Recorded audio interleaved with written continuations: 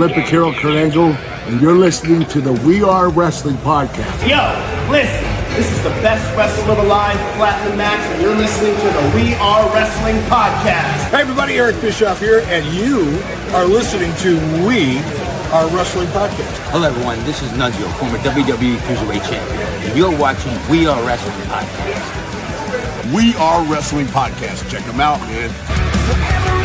Stay tuned, listen to the podcast. Best one, Donnie might teach you a thing or two.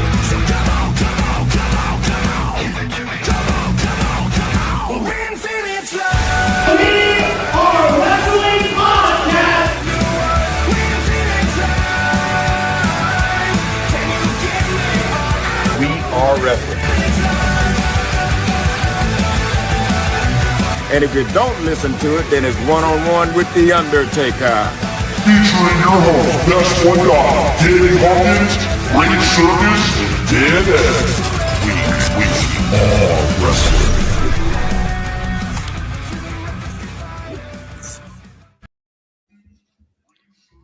What is up, best We Are Wrestling Maniacs out there worldwide? I'm the host with the most, Mr. We Are Wrestling himself, the best one, Donnie, here with... What is going on, everybody? Danny Huckins here, man. 1/3 or 1/4 of the We Are Wrestling podcast, whichever way you want to look at it, man. I appreciate you guys tuning in. Today, we have a stacked show, man. And this is a culmination, man. It's leading up to what's going to be happening next week for 200, man. I'm excited, and I appreciate you guys joining us, man. Donnie, what are we going to be talking about today, bro? Oh, we got lots of wrestling news to cover this week. The final episode before we reach a new milestone here on the We Are Wrestling podcast. We're live every Wednesday, 5 p.m. Eastern Standard Time. So we appreciate all the We Are Wrestling Maniacs that are with us right now, which we do have a brand new super chat goal by WrestleMania 42. If we reach $150, I must wear Danhausen face paint during the whole WrestleMania 42 Night 1 stream. But before we get into this stacked episode we have for all the We Are Wrestling Maniacs out there worldwide, if you're not a We Are Wrestling Maniac yet already and you're listening to this episode, wherever you get your podcast, Apple, Spotify, Google, wherever, leave us a 5-star review, not just any review, a best one review, and download this episode and give us a follow. If you're not a We Are Wrestling Maniac yet already, over on the YouTube channel where you get these episodes live every Wednesday, 5 p.m. Eastern Standard Time. You get vlogs, you get wrestling reactions, live watch-alongs for all the AEW pay-per-views and WWE PLEs, and some specials, of course. And you're not a part of the thousands of subscribers. We recommend you guys to hit that subscribe button now, turn on the post notifications. Videos will be coming out of nowhere like an RKO. And of course, you already know the grind is real. Kind of feel like the Young Bucks doing that, man, when they're doing the... Oh, the Young Bucks. So, how's your week been, Daddy? My week is good, man. I got a new PC, man. So, you know, I'm upgrading in life a little bit thanks to my beautiful wife. But the week's been good, man. It's been good, chaotic, hectic, you know, just dealing with life, whatever, in certain aspects. For whatever reason, man, besides, you know, certain things that are happening on Raw, I don't know how I'm necessarily feeling the WrestleMania build this year, man. Doesn't really feel like WrestleMania to me. Doesn't feel like WrestleMania to me either. Like, I don't know what it is. I know we do have some related topics that we are going to be talking about that do involve WrestleMania 42 and some of the things that we can expect to happen, not happen. But yeah, man, it has been a stressful week for me. Just having car problems. The New England area, Mass, we have the worst roads ever. Yep. Bunch of potholes everywhere, man. Fucked up my entire front of my car. So basically, I had to get a bunch of shit replaced. Had to drop a lot of money. So I'm hoping this Sunday at the Zombie Hideout, when the Hardys are there, I'll be having a booth selling some toys. Hopefully, I can make some of that money back. It's gonna be fun, man. Oh, it's I going to be a fun. I might end up stopping by, so it's gonna be fun.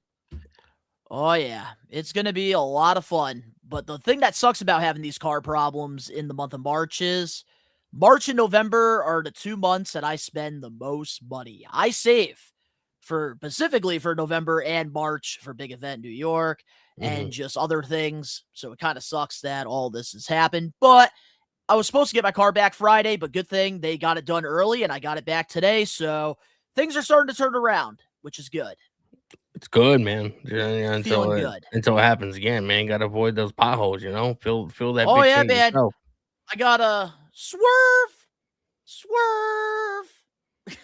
Yeah, you got to swerve, Whose man. house? Swerve's house.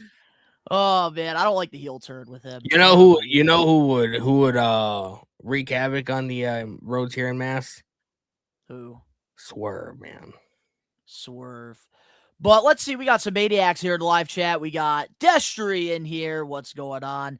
We Are Wrestling member Bradley. What's up? What's going on, man? Josh Toy Show. What's up, Donnie and Danny? What is going on, Josh? Hope to see you next Saturday at the big event. But hopefully none of the maniacs are having problems with the live chat last week. It seemed like everything was going smooth, which look at that. We got a Facebook We Are Wrestling Maniac here. My boy Deshaun. What's going on, my guy? I'll see you next Saturday as well. I'm going to see a lot of you guys next Saturday. Is that him and Stephanie Vaquera in that picture? That is. He loves his women wrestlers. Oh, I mean, can't really blame the guy, you know? You can't blame him. Can't blame him at all. But Deshaun, if you're here, let us know how many women you're meeting at big event. I would love to know. But I do want to let you, We Are Wrestling Maniacs, know the lineup for tonight's episode because there's a lot that we're going to be talking about. And we do have a lot of TV recaps. We're going to be talking about the debut of David Finlay, Tommaso Ciampa turning heel, the Judgment Day finally turning on Finn Balor, the promo that we got at the end of Monday Night Raw with CM Punk and the Usos. And then for the weekly news and rumors, we have the My AEW, the new streaming service for All Elite Wrestling. Road Dogg leaving his WWE creative role. Steph DeLander, we got a massive update about her departure with TNA and some of the details there that we're going to talk about, some juicy stuff. Brock Lesnar refusing to lose at WrestleMania 42. John Morrison feeling underutilized in AEW. And then, of course, for the We Are Wrestling getting put over, we're going to be putting over Zach Gowen, who will be our guest for We Are Wrestling Podcast episode 200 next Wednesday. Our first WWE star coming to the pod. And then with the main event, we're going to talk about if we think Cody Rhodes winning the championship for the third time was the right call, because there's been a lot of backlash there. But every week we start off with the We Are Wrestling Power of the Poll. And hold on, we actually got an answer from Deshaun here. Oh, God. 13 out of 27 I'm seeing are women. LOL. Look at that. Gotta love it. I mean, can't blame the guy, man. You can't blame him. But with our Power of the Poll this week, we asked you guys last week the best wrestling stable in the 2010s. And the four options that you guys had were from four different eras during the 2010s.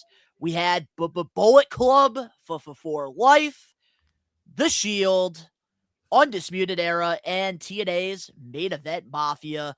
Let's see what the We Are Wrestling Maniacs have picked.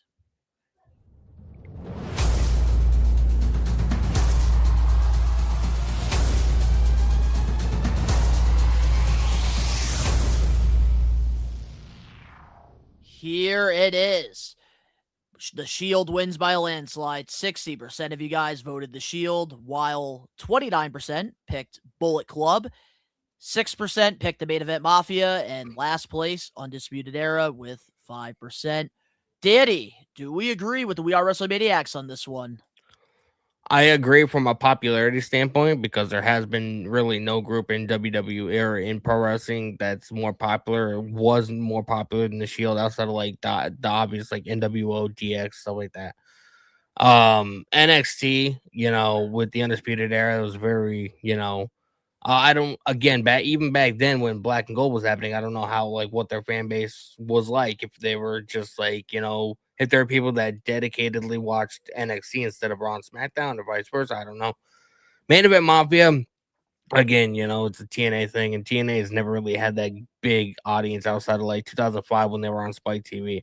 And Bullet Club is I'm surprised they got that much because that was primarily like a New Japan thing. So it does not surprise me, although I probably would have gone with the Bullet Club myself, and that's going from somebody that, was never really like a full on New Japan watcher, but I still understand the impact that Bullet Club has had. There's Bullet Club members. This is a statistic that I want everybody to realize. There are Bullet Club members in every single pro wrestling company in the Northeast, like in AW, WWE, OVW, like they're scattered amongst everywhere. You know what I mean? I don't necessarily know if that's a good thing because it just shows like it's almost like an NWO thing to where like it almost seemed like they were just adding people just to add people, like what the Don Callis family was doing. But like, the Bullet Club was huge. Hey, nothing is more powerful than the Don Callis family. Oh my fucking God. There will be no Don Callis slander here on the We Are Wrestling pod. Yeah, Don Callis is gonna be the reason why Karrion Kross and Scarlett never go to AEW because of his fucking his weird obsession with Scarlett. So, well, for me, like I understand why the Shield won, so like I'm not going to fully disagree here. But hey, Ricky knows best with his New Japan army coming in strong with 29%. I'm actually quite surprised here. But if it was me, I would have picked Bullet Club because honestly, during the mid-2010s, I started to lose my passion, my love for pro wrestling. And Bullet Club is what brought me back and made me fall back in love with the sport. Because in the early 2010s, I was in love with it, but then I lost that love for a little while. And then I found that love again when Bullet Club formed and then led to AEW All In 2018. And then after that, we got the form of All Elite Wrestling, and I just became a wrestling maniac. And that's when We Are Wrestling became a thing. So honestly, Bullet Club has really changed the business for the better. So many legends came out of that group. So many guys got opportunities, and they either went off to TNA or WWE or AEW. Here's another fun fact that you might not know about the Bullet Club. So the CEO of Hot Topic, he was at one of the WrestleManias. It might have been WrestleMania 32 or 33. So he got invited by WWE there, and he started seeing a lot of like Bullet Club merch in the audience. And he went to somebody that worked for WWE and was like, I like that shirt design. When do those guys come? But they had to explain to him that they are not signed WWE talent. They're, in another company or whatever. He ended up taking it upon himself to contact New Japan, and he wanted Bullet Club merch to be in the Hot Topic stores all across America. So Bullet Club is the first faction not signed to a massive promotion like a WWE or a TNA to be put in a store, like an actual physical location store. Oh, I lived in that moment, Danny. I was buying all the Bullet Club shirts. I loved BTE every Monday. I loved Bullet Club. Like, I would watch Ring of Honor clips. I would actually watch, like, New Japan stuff. I wouldn't watch the full shows, but I would see this stuff online, whether it was on Twitter or YouTube, because the internet is a powerful weapon. It is. I love Bullet Club so much, which is why, like, I think they're the best wrestling stable in the 2010s, even though the Shield is very iconic because three of these guys are first. The Shield is iconic because of WWE, man. Like, if they were anywhere else, I don't think they'd be as popular as they are. Yeah, but during that time, the Shield was needed, but Bullet Club, I think, has done more for the business than what the Shield has done. And Main Event Mafia, they were a lot better in 2009 than they were in the 2010s, so I can understand why they got 6%. Undisputed Era was also very underrated as well. Very underrated. Undisputed Era, man, they pretty much ran NXT. I remember the feud that Adam Cole had with Pat McAfee. You know, that shit was, you know, yeah, it was on the verge of being real in a lot of ways. It was pretty entertaining. Yeah, the Undisputed Era that wrestled Pat McAfee in that War Games match. I have all their figures right in the front of my black and gold shelf for NXT. All That's what's matching. up, man. We got James all day here in the live chat. What's going on, man? Josh Toy Show. I remember going to Hot Topic every time they dropped the shirt in the stores. Me too, dude. James all day. Me That is too. 100% false information, bro. Bullet Club sold a lot of merch, which is why the CEO of Hot Topic wanted their merch in the stores, and they used to sell like hotcakes. Whether you knew who Bullet Club was or you just liked the shirt design. No, but look, here's the thing. James All Day isn't fully wrong here because when it comes to Bullet Club, like when it just comes to Bullet Club merch and stuff, the popularity of Bullet Club really started to go upwards when AJ Styles did go to WWE, because that's when Kenny Omega, Young Bucks, Hangman Adam Page, Marty Scurll, Cody Rhodes. Cody Rhodes is where the popularity really began with the faction, because that led to so many business opportunities outside the world, like getting shirts at Hot Topic, and just really opened up the doors and really brought in a lot of pro wrestling fans like myself who were falling out of love with this because of the product and how much it changed during the PG era. It brought a lot of us back into the professional wrestling sphere. And Cody Rhodes, I think, is a massive part of that. And I think that's what really helped, because he had a lot of that momentum when he left WWE and he went out to the indies, worked the biggest independent company like Northeast Wrestling, but then he also worked the smallest independent company like a new Blitzkrieg Pro. Yep. But yeah, man, Undisputed Era, they're all so impactful in their own ways, but just Bullet Club really changed the business, because think about it. If it wasn't for Bullet Club, Tony Khan wouldn't have invested his millions of dollars from the Bullet Club that got these t-shirt deals, that got these opportunities for Ring of Honor to perform at Madison Square Garden. So, like, if it wasn't for Bullet Club, there wouldn't be no AEW, or there would have never been an All In. That's true. I have a hard time believing that they weren't popular until AJ Styles came to WWE, because before AJ Styles came to WWE, bro, he was already a massive star, which is why he got the reaction he got when he came in, when he showed up at the Rumble. Oh, for sure he was, but Bullet Club wasn't, they were still on the rise when Finn Balor and AJ Styles were leaders of the group. They really started to pick that momentum up when Adam Cole took over the leadership, and then eventually Kenny Omega and Cody Rhodes took it over. It just started going up and up and up and up. And then, of course, it reached the top of the mountain when it was Young Bucks, Hangman, Kenny, Cody, and Marty. Bro, I don't know why. Like, I think I mentioned this on one of the shows a couple weeks ago, and I was like, I don't know why AEW or WWE don't get the rights to the Bullet Club and like actually like start like a Bullet Club faction in like one of the big promotions or whatever. And somebody responded saying that like it's still owned by New Japan or something like that. Yep. But I mean, bro, you can buy anything if their price is right. You know what I mean? Yeah, but New Japan, they are still making money off the Bullet Club name, even if they're not using the faction anymore. That's something I don't think they're going to buy. Like they're not going to sell, I mean. But hey, you never know. Like $1 Million Man always says, everybody's got a price. 100%, bro. Well, if you guys want to go cast your vote for next week's Put Power of the Poll, we're doing something special for the remainder month of March, because it's March Madness. And we're going to be asking you guys questions based off eras of pro wrestling.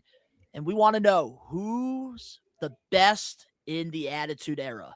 And the 4 options you have are Mick Foley, The Rock, Stone Cold Steve Austin, or Triple H. So if you want your voice to be heard and you want to cast your vote, you can go to the We Are Wrestling YouTube channel, go to our community post, and you have 1 week to vote.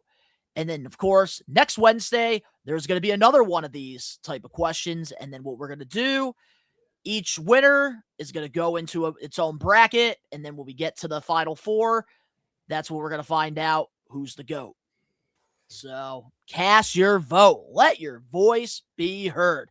Oh, Deshaun. It's always a tough choice when it comes to these power of the polls. That's why we give you 1 week to vote. All right. Couple things we need to plug before we get into our topics for this week. Zach Allen will be joining us next Wednesday live here on the We Are Wrestling YouTube channel. You guys all better show up. And we need you guys to show up because we want to make this a thing where we can bring in former WWE guys. And I think we have a really cool concept. We have Zach Allen's very excited to come on the show. This is going to be our first big guest, and we're going to be having him on next Wednesday for We Are Wrestling Pod 200. This is going to be an episode you're not going to want to miss because there is a lot of crazy things that are going to be happening in the We Are Wrestling universe. But here we go. We also have a brand new shirt available now on ProWrestlingTees.com. The We Are Wrestling is Unreal shirts. And if you don't believe me that these shirts are unreal, well, you can actually see it for yourself when I wear it at Big Event New York next Saturday. It'll be the first time I wear this shirt out in the public. And this is hands down one of my favorite shirt designs. I love the logo. I love the font, the logo. Like, this is hands down like probably my favorite shirt we've ever put out. That's a badass shirt. Well, we have a lot of badass shirts on our ProWrestlingTees.com, man. And the We Are Wrestling is Unreal shirts. They are going to be available for quite a while. So we hope that you guys can get yourself some We Are Wrestling swag. I know the We Are Wrestling team, they're all still waiting for their shirts, but they'll have them in pretty soon. But a couple more things. Blitzkrieg Pro. We Are Wrestling. We're back posting some of our sponsored matches. And this match took place in the fall of 2025. And it was a tag match, Charles Mason and Slade versus Priscilla Kelly and Zachary Wentz. It's a hard-hitting match. If you guys want to watch the full match, it's available now on the We Are Wrestling YouTube channel with all the other matches we sponsored for Blitzkrieg Pro.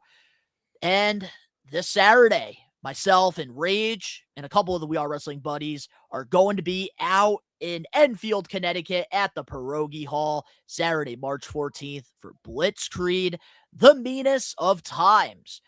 Rich Swann, TNA star, will be there. The newest member of the system, Bear Bronson, he'll also be there. And of course, We Are Wrestling. We're sponsoring 2 matches on this card. We have a women's match, Becca versus Amity LeVay. There you go. It's only a matter of time before you took that from me. But also, we are going to be sponsoring the main event match for the Blitzkrieg Bedlam champion. The top 5, We Are Wrestling Zone. Sammy Diaz will be defending the title against the root of all evil, Charles Mason. Bro, we gotta have Sammy Diaz on the show at some point. Oh, we're gonna bring him back definitely. Maybe before the luau in June. Oh, that's already gonna be happening. Me and Diaz have been talking like he wants to come back on the pod.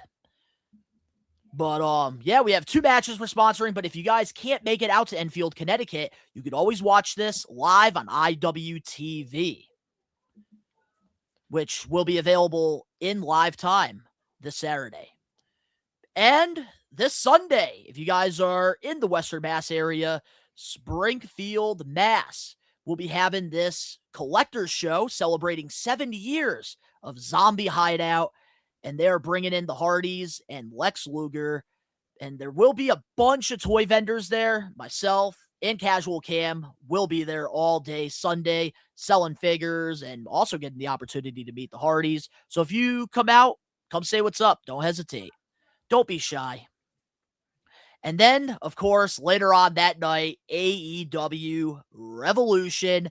I'll be live here on the We Are Wrestling YouTube channel doing a live watch-along. I'm sure, Danny, you'll be doing a live watch-along on your channel. Absolutely, man. Lots of stuff happening, including Big Event New York next Saturday. The best one, Donnie, the We Are Wrestling Predictions Champion, the host with the most, will be there vlogging for the We Are Wrestling Maniacs. And this is our most popular vlog of the year. And you get 2 of them. One in March, one in November. I'm going to be there vlogging, meeting wrestlers, getting figures signed with paint markers, and of course, meeting the thousands of subscribers and all the best ones in We Are Wrestling Maniacs. Honestly, there's 2 days in the year I look forward to the most, and it will be Saturday, March 21st. I Let's go, cannot man. wait. Sounds like it's gonna be a good time. Busy month. Always a busy month in March. Busy, busy, busy. It's always busy, man. It's good to be busy though sometimes. Oh, for sure. But let's get into our We Are Wrestling highlight of the week. What's our highlight of the week this week in the wrestling world? What do you got? Oh man. I don't have much of a highlight, man. Probably the CM Punk and Usos confrontation on Raw Monday. Oh, that's so good. It's like You don't have to go into full details because that is a recap topic. I'm just gonna say, like, if it wasn't for this build for Roman and Punk, that's the only thing that legitimately feels like WrestleMania to me at the moment. Trust the system. I agree. Well, getting into my highlight of the week this week, it's probably got to be Danhausen. Danhausen and The Miz. Cursed. Danhausen and The Miz on SmackDown. That is easily my highlight of the week. Everything Danhausen's doing right now, literally the freaking t-shirt thing that happened during commercial break, that's a highlight. Everything Danhausen is doing right now, whether it's on social media, a short on his YouTube channel, something on the WWE social medias. It doesn't matter if it's a backstage. Did you see that? It's a highlight for me. Did you see that video that WWE posted of him at the merch stand or whatever? And he was like, "You want a John Cena shirt? No, you get Danhausen shirt." And then he looks at all the titles. He's like, "These are all going to be my titles someday." They need my face on them. I love Danhausen. That's my highlight of the week. WWE my highlight of the week for a while. Danhausen might be like the best signing WWE has made in years. I agree. 100%. Can you imagine what they're going to do around October, bro? October, they are going to make a lot of money. A lot of money. Danhausen is going to be filling his pockets.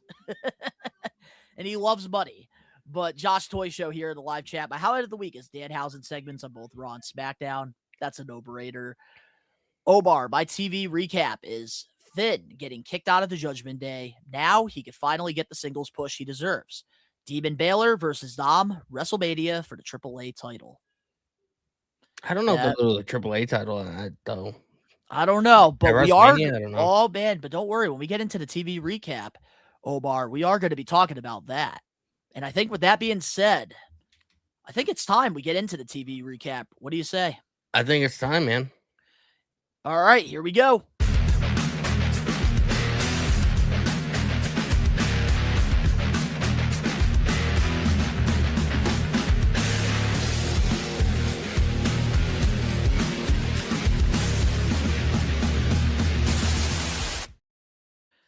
It's time for the We Are Wrestling Weekly TV Recap, talking about some of the highs and the lows that happened on wrestling television this week.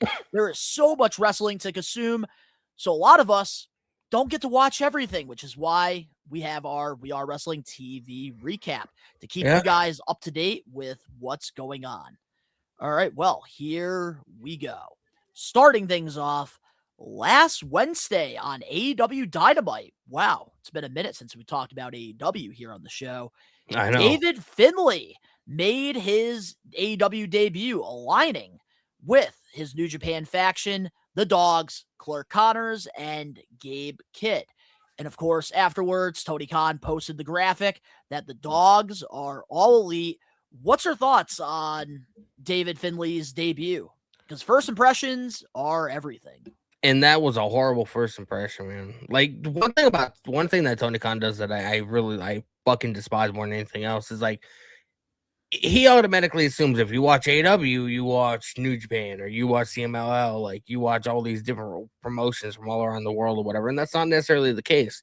So, like, when you have somebody like David Finlay, even though he's extremely talented, and I like a lot of the stuff that he's done, like, a lot of the AEW fans probably have no idea who the fuck he is, which is why when he showed up on Dynamite, he got, bro, you could hear a mouse take a shit. Like, you didn't hear it. He got no reaction, man. Like, they should have played vignettes. They should have built it up. And then maybe he, debuts at Revolution in, like, a big spot. Like, there's so much he could have done. Revolution would have been the perfect spot to have somebody like David Finlay debut, because during the AEW pay-per-views, if you notice, it's always the hardcore pro wrestling fans that are at those shows. So you could literally have somebody from CMLL, they will get a massive pop. They could be somebody from New Japan, they will get a massive pop. It could be a top independent guy like a Ricky Sosa. He showed up at all AEW Revolution, massive pop. Because the thing is about a WWE PLE or an AEW pay-per-view is there's more of the hardcore fan, which is why you get more of the holy shit chants. That's why you get more surprises and you get genuine reactions when you get these debuts or returns. David Finlay is a former leader of the Bullet Club, maybe during like the less popular days, but still being a leader, like Bullet Club is going to be popular no matter what. But he's also a fourth generational professional wrestler. Yep. His dad, David Finlay, one of the most legendary hard-hitting wrestlers out there. Yep. It's unfortunate that the debut didn't go the way I think AEW expected it to, because I do think that they thought he was going to get a reaction regardless, because he is the top guy in New Japan. AEW does consistently show New Japan talent throughout the show, throughout the year. A little bit more during Forbidden Door, but they still have regularly CMLL and Japan wrestlers. Yep. So I thought maybe they thought they were going to get a better reaction than they did, but I think it was a missed opportunity. You could have had it's been Orange Cassidy and Darby Allin that have been feuding with these two guys, right? Yep. And so what they could have done was give us a tag match at AEW Revolution. I'm sure you and I wouldn't have cared about the match, but imagine David Finlay coming out afterwards. That would have, I think, created more waves than just this random debut on a random episode of AEW Dynamite. Exactly. And like New Japan has a major footprint in Los Angeles, which is where Revolution is going to be. They do a lot of New Japan shows like in America, primarily in like New Japan, LA, strong, right? New Jersey. Yeah. You know what I mean? So like they have a major footprint there. So that would have been smart. And like you could have like had these like vignettes or whatever. Maybe you have something show up on the screen, like maybe David Finlay has like a catchphrase or whatever, and you could have fucking like played it, and you could have had like somebody like lurking in the shadows in the vignettes or whatever, like a shillelagh as a shadow. That would have been cool. Like really hyping it up, whatever, and then he just shows up at Revolution and just beats the fuck out of somebody. Like, bro, like there's so much you could have done, and I feel just Tony Khan fucking fumbled like he continuously does all the time. But here's the thing, though, I will say. Do I think that he is completely buried right now because he had a bad debut? Absolutely not. Because we have seen a lot of horrible AEW debuts and guys that bounce back from it. Perfect example, Miro. He was like, doing a video game type of thing with Kip, like being his best friend or something. And then, I think so. Or best man. He was being the best man. And then, of course, it didn't work out as we expected it not to work. And then he went on, became the Redeemer, probably his best run ever as a pro wrestler. Yep, now he's getting beat in fucking 2 minutes to Opa Femi. Opa's bitch. Yep, yeah. I mean, bro, it's almost like when he was cucking out to fucking Bobby Lashley, man. He's doing the same thing to fucking Opa Femi. I could have told you that, like, he wasn't going to be able to reach the heights that he once did during the second stint with WWE. Unfortunately. You know, I always feel like, and now let me know if I'm wrong here, but I always feel like it has to do with the name. Because, like, when he got to become Miro in AEW, like, that was like a fresh coat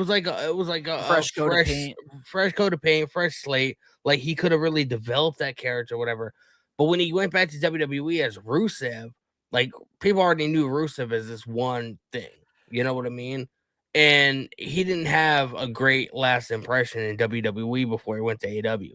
So, like, I always feel like it has to do with the fucking name and, like, not being able to come up with this fresh character.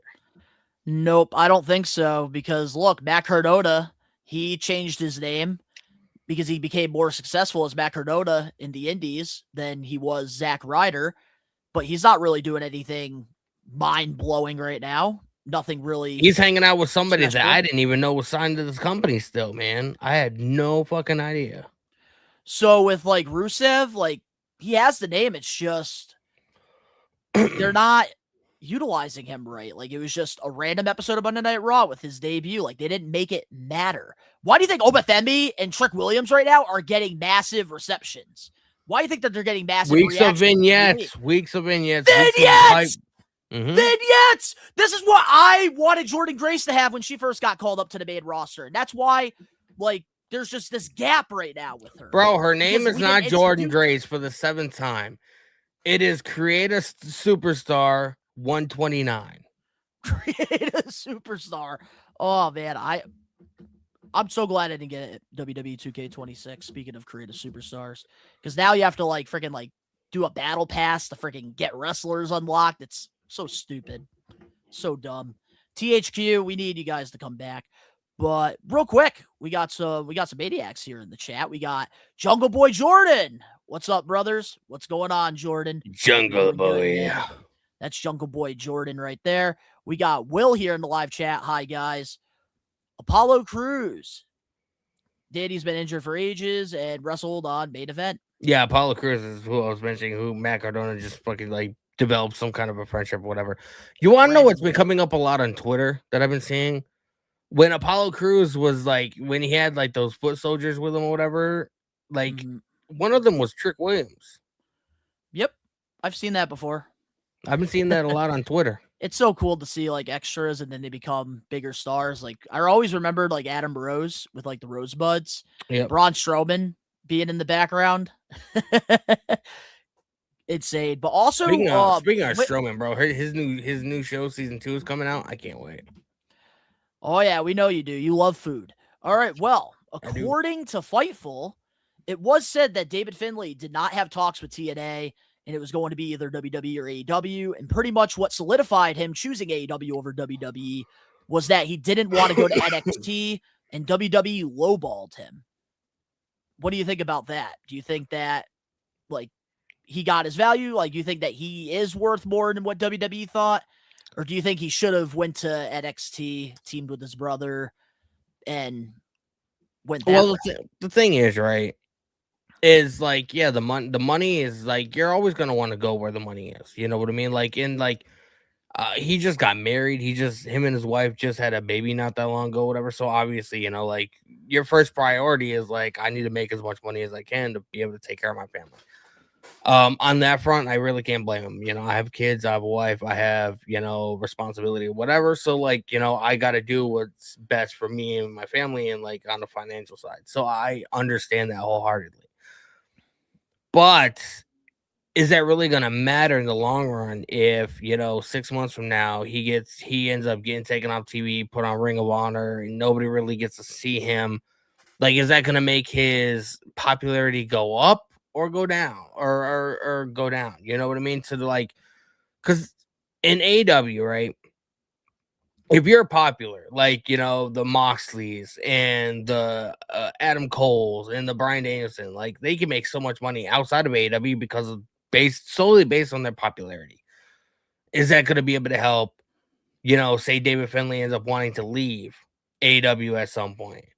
Like, if he's not showcased on TV in a meaningful way, people aren't really going to see the value in him, and they're not going to want to offer him a good financial deal when it comes to, you know, signing somewhere else or doing autograph signings, meet and greets, and stuff like that, because he's not going to be a big priority. So you got to look at that as well. You know what I mean? Like, what's going to be best for you in the long run?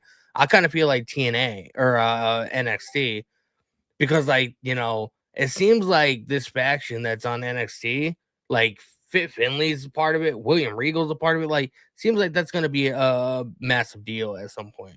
Hey, there is a lot more TV time in NXT too, but I think that David Finlay made the right call career-wise, because I think AEW does have a better track record of New Japan guys that go over to AEW having more success, that instead of getting lost in the shuffle like a former WWE guy, because I feel like the percentage of somebody that came from WWE going over to AEW, I think they get lost in the shuffle a whole lot more than a New Japan guy.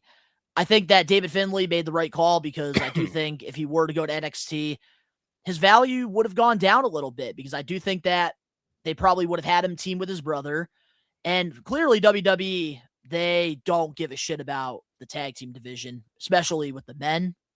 So like, really, like, he goes from main eventing New Japan matches to NXT. Like, I can understand why he felt devalued. WWE is one of those situations where, like, you do have to bet on yourself and you have to take that chance. But David Finlay already has that stock, and I think he knew what he was worth, which is why he signed that AEW contract. Just like Kevin Knight, he was also another guy who was getting a lot of eyes on him. WWE offered him an NXT contract. He felt like he was better than that. He went out, bet on himself, and at AEW, he's actually being booked pretty good. He had like two matches last week. I mean, he lost both of them because they dropped the but still getting the work with the AEW World Champion. You're getting to cut promos with the World Champion. You're getting opportunities to work with Speedball and Hangman Adam Page, who's a top character. Yep. Clearly, he made the right call. He made the right decision, but only time will tell. I look at the long I hope run, this works out for David Finlay. I do too. I just look at the long run because, like, obviously, like, just solely based on name value alone, WWE is more popular than AEW. So, like, if he would have gone to NXT or whatever and really, like, you know, built up his name or whatever, say he only wanted to sign for 2-3 years or whatever, I feel like if he wanted to leave to NXT after that 3 years, or maybe the main roster after those 3 years to go to AEW, would Tony Khan been able to give him more money than he's making now, solely based on his popularity? But the problem is like he's already too good for NXT, I think, and that's why like he made the decision he made. And I keep seeing a lot of people in the IWC commenting, well, Adam Cole, Finn Balor, Shinsuke, Bobby Roode, they all went to NXT, Samoa Joe, and then went up to the main roster. Why can't David Finlay do that? It's a whole different era in NXT. NXT is supposed to be a developmental program. You're supposed to be developing the stars of tomorrow, the guys that are in the Performance Center. That's where you need to be focusing on. Black and Gold NXT was different because at the time, Vince just didn't care about developmental one bit, which is why Triple H took over, him and William Regal. They would go out and sign the top independent guys. And that's what led to creating NXT Black and Gold. And that's why you got to see all these big names that were on television like Ring of Honor or TNA. So I think, like, just value-wise, NXT is not where it once was. So when you make that comment about some of these bigger names like Adam Cole and Samoa Joe starting off in NXT and then going up to the main roster, that's not because they needed to be developed. That's because it was a different time. But then you also got to look at the fact that Finn Balor started in NXT, went up to the main roster, and then went back down to NXT and then back up to the main roster. Well, that was only to try to compete with AEW's ratings. Well, still, but do you think that after his second run in NXT and he went to the main roster, was he more popular than his first main roster run? No, he lost a lot of value, I think, going back to NXT, because the man, when he got first called up to the main roster, he was a top guy. And then unfortunately, the injury caused a lot of delay, and then he ended up losing a lot more matches, went over to NXT. He came back, but then he was lost in the shuffle again for quite a while until Judgment Day became a thing. Had a solid feud with Damian Priest, did nothing. Had some solid stuff with CM Punk. Now he's going back to being a babyface. And I don't think Triple H is going to fuck this up with Finn this time around. I don't see it. I don't see it either. Like, if I have a good feeling about Finn. If he ends up fumbling this, then, you know, Triple H 100% needs to be taking that fucking creative. For sure. But David Finlay, only time will tell. We'll have to see what happens here. But of course, there's somebody who has watched David Finlay's full career in New Japan Pro Wrestling. You and I, we've seen highlights, we've seen clips online, but this gentleman, he lives, he breathes Japanese wrestling. Are we talking about Mr. The one, the only Ricky knows best. It, baby. You know it. So let's hear what Ricky has to say about this, because actually I'm very curious. Let's get it, man. Roll the tape.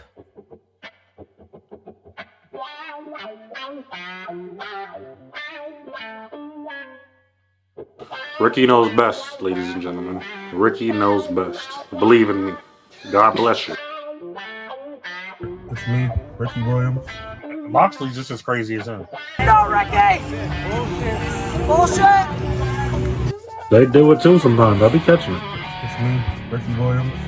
Stop playing. But that's my opinion. I'm not cheering for that shit. He is so over. Ricky knows best, ladies and gentlemen. Ricky knows best. Believe in me. God bless you. What's up, We Are Wrestling? Shout out to the best one, Donnie. Shout out to Uncle Ben. Shout out to the whole We Are Wrestling staff, first and foremost. Now what my thoughts on David Finlay's debut on AEW. First off, I don't know what to say. I've been very vocal about David Finlay lately. And let me tell you, this move right here, I'm disappointed either way. Whether he went to WWE or AEW, it didn't matter to me.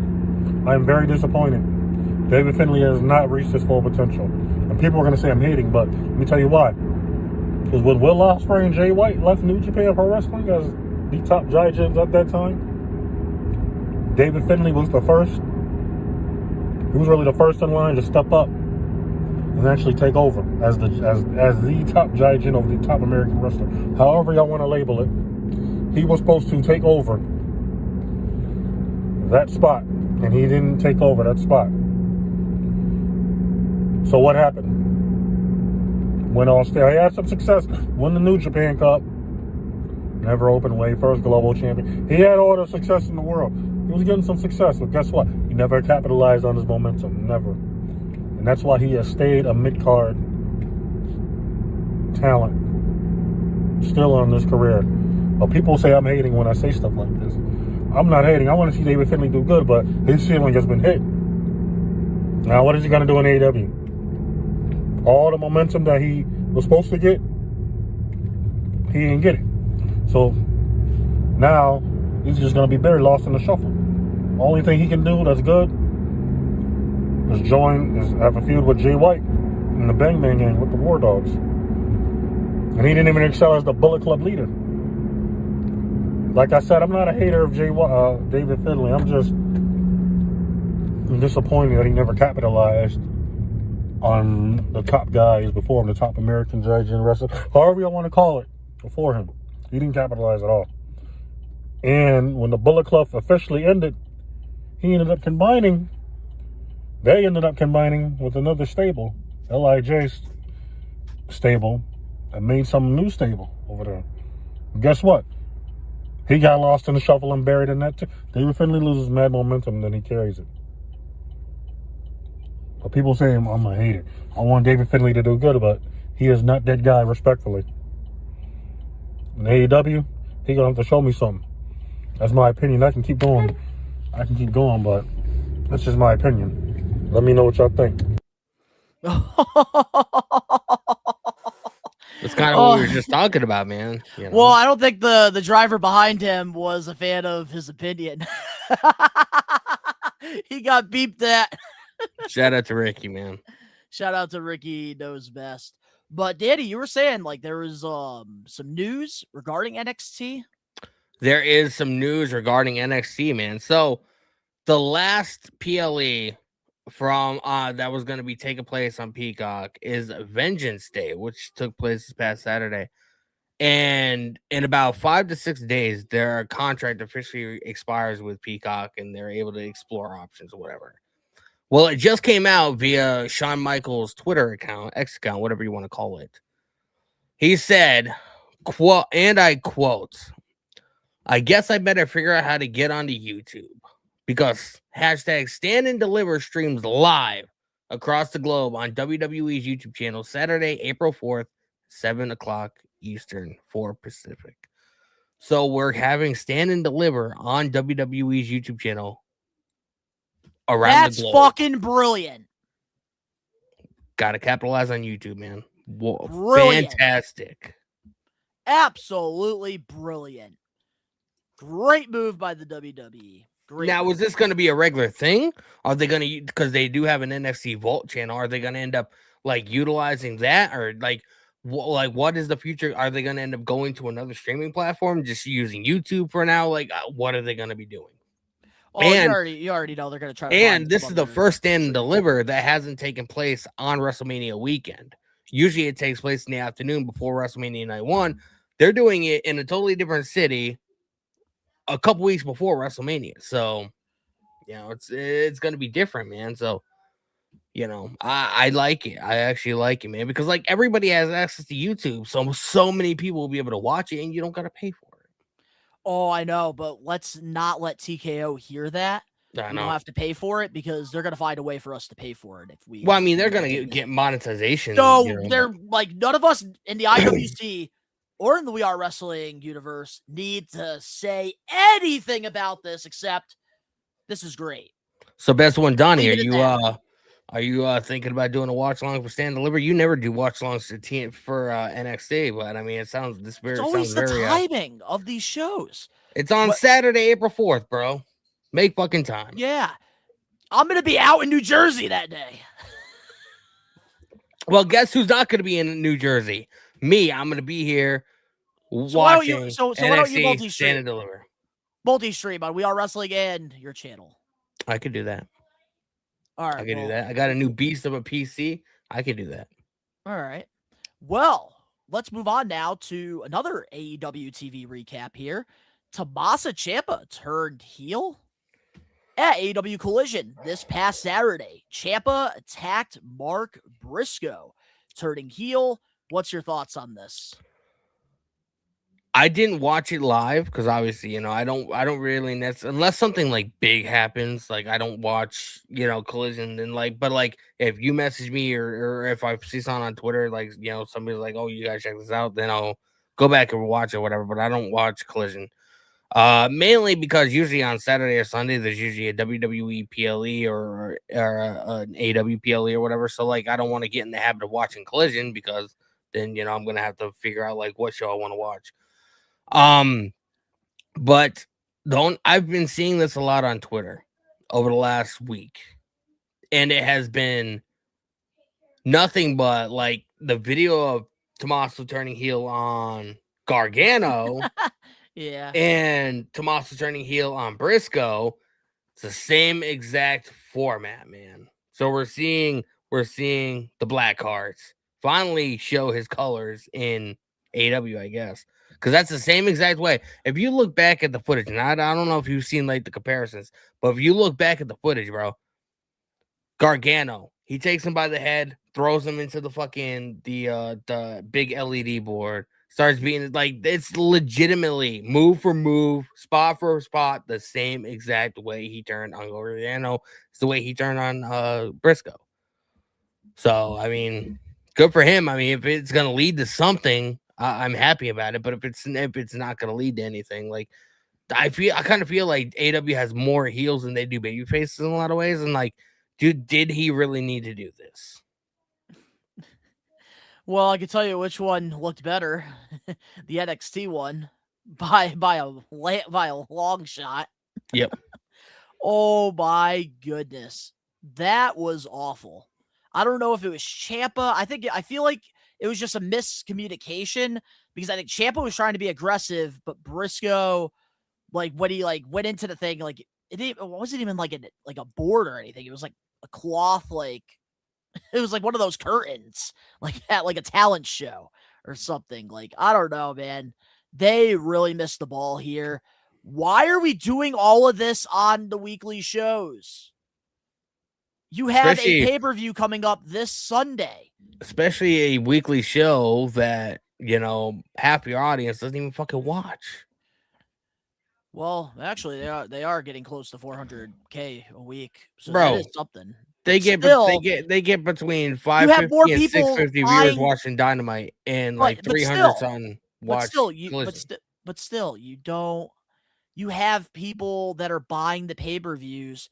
It would have made a bigger impact happening on the pay-per-view than Collision. Yep. I don't know what we're trying to do here. Ciampa, we all know, obviously, could work as a great heel. We know that, but I thought it was a little too soon. Why couldn't you, have him continue to hold the TNT title, lose the belt, then he turns heel on the person that takes the title off of him. And you could have had a babyface versus babyface match because AEW does a great job at matchmaking. So we could have gotten something there. And then Ciampa loses in a hard-hitting bout. Yep. And then that could set up another program. So, like, I don't get why we're doing this. You could have had Briscoe maybe take the belt off of him and then had him turn on him afterwards. At least with an LED board rather than a freaking curtain. I feel like, bro, I feel like Tommaso Ciampa, like, since he's come to AEW, I feel like he's been so mismanaged. Like, it's kind of retarded. Like, I liked his debut. I liked the match with Briscoe. I liked him winning the TNT title. But it's like he named the title Sylvie. He was like, nobody's taking this title off from me for a long time. And then a week later, he loses the fucking title. It's like, what are we doing? What are we doing, man? I think AEW is not expecting us to be happy for once that somebody left WWE and debuted at AEW, because a lot of the times they get shit for it. But Ciampa, this was one of the rare occasions where everybody in the IWC was like, wow, this was actually pretty cool. And I don't think Tony Khan or anybody in the creative team like had any idea that they were going to get that positive reception. So I think they just didn't know what to do, and they were juggling, and they couldn't juggle 3 balls. They could only juggle 1. Can't even juggle 2. You would think, like, because I've been hearing a lot of rumblings online, like, with what WWE is currently doing with Johnny Gargano. Apparently his contract is coming up very soon.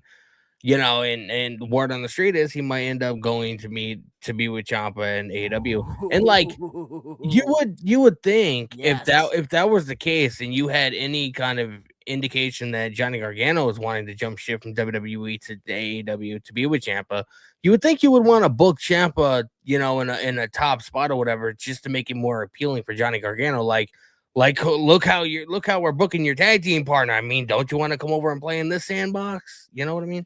Yeah, I don't understand it. Like, I just think that they really missed the ball here. I hope it does pick up momentum. I really do. Hopefully. Because AEW does do a good job at, like, they fuck something up. They are pretty good at, like, taking the broom and cleaning up the mess. I feel like Ciampa is going to be, because I don't think he's on the Revolution card, but during the pre-show, they're having like some kind of battle royal, and I feel like Tommaso Ciampa is going to be in the battle royal. He'll probably win it, earn a title shot or something, and then he'll probably align himself with FTR. FTR has the tag titles. He'll have whatever championship that they want to give him. There's plenty of titles they can choose from. And then I don't know. Like, I like Ciampa. I like, if he's happy, I'm happy. But like, what the fuck are we doing, bro? How can you have somebody like Tommaso Ciampa, who's arguably one of the best pro wrestlers on the fucking planet? Like, how can you fuck him up? And Tony Khan has somehow managed to fuck him up. Well, if there's anybody that can clean the mess up, it is AEW. They do a pretty good job at cleaning up the messes sometimes. Hopefully. But who knows? I hope they do, because Ciampa, it's like right now, it's such a roller coaster with his run. Like, he's at like all the way up at the top of the roller coaster, but then like he goes all the way down. Yeah. And then like I don't know. It's aggravating. And that's why, like, I hate being an AEW fan, but I love it at the same time. That's why, like, I watch AEW, but I don't watch as much or on a regular basis like I used to. And it's just because, like, the inconsistent booking. It's so frustrating because, like, bro, I can be on stream for 2 hours and I can book a show 10 times better than Tony Khan can. And I'm just like, it's logic. It's not hard to book a good fucking show. It's not hard. You see, like, I always thought that way as well, because obviously, like, I have a high ego. I am very confident in what I do. So I have that same mindset as you. But you also have to consider the fact, too, there's a lot of politicking involved. You have to make this person happy. You got to make that person happy. You know what? And it's I'm one the of those boss. If you're not situations. fucking happy, you can get the fuck out of You're fired. Like, Tony Khan's issue is he wants to be friends with his roster. And like that sort of gets in the way of you also being a boss, because like, You can't go up to one of your friends and be like, you know what, we're not booking you on the show, because then they're going to take that personal. Like, you can't be a boss and a friend at the same time. And that's what Tony Khan is trying to be. And that has been one of his weak spots for years. Yeah, I think a lot of people have said that. But let's see what Josh Toyshow said here. He says, I love the fact he turned heel. I feel like they copied WWE with the way the spot was. They did. They did, but it was totally botched. That is where, like, I'm upset about it, because it could have worked. Could have been a lot better. I just don't get why you choose to do it on Collision. Like, you should have had FTR plant the seeds on Collision and then maybe do it on Dynamite. But the best case scenario would have been AEW Revolution, just like David Finlay. You know what would have been dope? Have FTR. I think FTR are defending the tag team titles on. Yeah, have Ciampa cost the Young Bucks. Have Ciampa cost the Young Bucks. That would have been perfect. You know what you know what I would have done is I would have had FTR beat the Young Bucks, and then I would have had Edge or Adam Copeland and Christian come back to try and take out FTR. Have Tommaso Ciampa show up. FTR and Tommaso Ciampa take out Adam Copeland and Christian Cage. This is what I'm saying, man. It's not hard to book a good show. I think I know what's going on here. Do you know exactly when Johnny's contract is up? I don't. I can probably look. I don't know if it's like public. All right. I know I've heard it's coming up soon, but okay, so it's coming up soon. So you don't have to look it up or anything, but hear me out. Maybe they're doing this because at AEW All In this year at Wembley, I think we might be getting a TLC match for the tag titles. Think about this. FTR, they're the champions.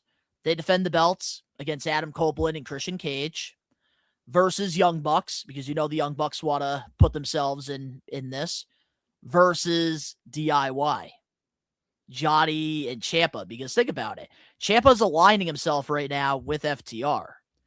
And when Johnny comes back, he can question Ciampa into like, why are you working with these guys? Because they have history. Yeah. And we kind of got a little glimpse at that on Dynamite last Wednesday. So I think that like we might be getting like a crazy like ladder match or something with the tag belts. And I think that maybe they want Ciampa to be with FTR right now so that when Johnny comes back, Ciampa can turn on FTR and then he can be teamed with Johnny. And I think they're going to do exactly that. Like him and Johnny are going to be tag teaming for probably a while. And then when the timing is right, one will turn on the other. And then we're going to get that rivalry in AEW. Could happen. But now I'm getting a little headache talking about some of the missed bookings of AEW. So I think I looked online and said as of this month, rumor has it that his contract is ending soon. But there's no word on like when. But like it could be this week, could be next week, could be next month, could be 2 months from now. I don't know. Well, we're gonna have to find out. Hopefully we get some updates on that pretty soon, because I could see that scenario happening with Sean. I know I usually watch every Wednesday, but I didn't watch it today. I know Sean Ross Sapp did a live stream, whatever, and he usually goes over like, some contract dues and stuff like that, whatever. I haven't watched it yet today, so I can't say if we mentioned anything about it or not. FTR did have a spot in his heel turn. That is true. They did manipulate him. But now let's get into some Monday Night Raw TV recap, because there were some crazy things that happened this past Monday. And I'll tell you right now, to the people that are listening, we're not talking about that horrible Seth Rollins segment. I don't even want to. The putties from Power Rangers made an appearance. You know what that reminded me of? Like all the freaking little ninjas running around back and forth. Have you ever been to the arcade and you played the Deal or No Deal game in the arcade? I have not. No. All right. Well, they have this game, Deal or No Deal, and basically whatever case. Is that like that TV game show? Yeah. So with like Howie Mandel or whatever? with the briefcases, and basically you pick a briefcase and it has tickets instead of actual money in the arcade. But to begin, you get all the numbered cases, and then like they like shuffle like all around, and you have to like kind of keep your eyes like on like where is like the 400 ticket case. That's what that reminded me of, like with freaking like all these little ninjas running around with Seth Rollins. It was so fucking stupid. I hated it. And you want to know what's hilarious about that entire thing? Was a couple of days before that, it came out that WWE has a new head writer for Raw. It's a female or whatever. She got like a promotion WWE, and she was like touting on social media about it. And then like that's the first segment we see on Monday Night Raw. That's not exactly a good look. And you know, be fun. You know what the funny thing is? Probably wasn't even her decision. But she's getting the backlash because she posted on Twitter. I just became the new head writer and creator for Monday Night Raw. Well, I hope you learned your lesson. You shouldn't have posted it on Twitter. Maybe Facebook would have been a better option. We got fucking Power Ranger putties instead of fucking pro wrestling on a Monday night. Oh boy. All right. Well, let's get into some of the actual newsworthy things to talk about. This past Monday on Raw, Dominic Mysterio and the Judgment Day turned on Finn Balor. What's your thoughts on the full turn here? It happened. It happened. It needed to happen, man. Although I kind of wish it would have happened like next week because, you know, it's a massive show next week. You know, 316 day. Word on the street is WWE's trying to get Steve Austin for next week. Brock Lesnar is going to be there. Roman's going to be there. It's going to be a massive Monday Night Raw next week. And this show, like, you know, was pretty fucking miserable for the most part. So, this is like one of the major highlights of Raw, besides the whole CM Punk thing. But I'm glad that that Balor is no longer in Judgment Day. I didn't necessarily know if I saw JD McDonough, turning on him. I did see him obviously turning on Dom because, like, we talked about it. We've been talking about it for a while that we're going to be getting Finn Balor versus Dominic Mysterio for WrestleMania. So like we're setting that up. Yeah, I'm just wondering like where they go now. Triple H's long-term booking finally paid off. Finally paid off. 20 did you see what? Did you see what Damian Priest wrote on Twitter after it happened? I did. I saw Fucking it. Hysterical. Well, I will say this. Wasn't surprised by this at all. But one thing that I wasn't happy with, JD McDonough turning on Finn Balor right away. This is something that they really could have taken their sweet time with. JD could have been playing both sides because he has that relationship with Finn Balor. Finn Balor was his mentor for years getting into the pro wrestling business. They even won tag team championships together, and they held him for a while and not defended them. So there's really a relationship there that they really should have capitalized on and not just had JD turn on him right away. Like, I think that this could have been a stapled point at WrestleMania. Like, where's JD going to align himself with? They could have dragged this on. They could have. And honestly, that would have been the right move to have JD maybe turn on Balor at Mania, helps Dom win. But they probably didn't want to do that because I think the plan is for Balor to beat Dom and go off as like a top babyface moving forward. You know what it could have been like? Remember in 2001 where Jeff Hardy was like having all those like, storyline wise, he was having like all those concussions or whatever, and it ended up getting a lot of conflict between him and Matt Hardy.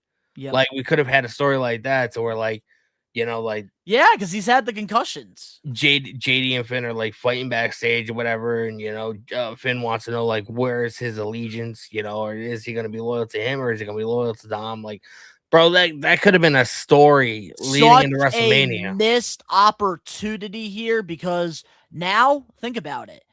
What are they going to do for the next how many weeks until WrestleMania?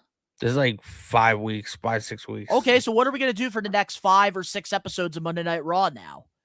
Like, there's really no detail. There's no context here. We're gonna have Finn Balor versus Jada McDonough for the next 5 weeks until we get to Mania. Ooh, wow, cool. Like you really could have done something here because you could even it would have made things like a little bit more unpredictable too. Because JD could have maybe not, he could have turned on both and he could have went off on his own and it would have made him a bigger star. So, this is just such a miscalculated opportunity that WWE, they should have taken.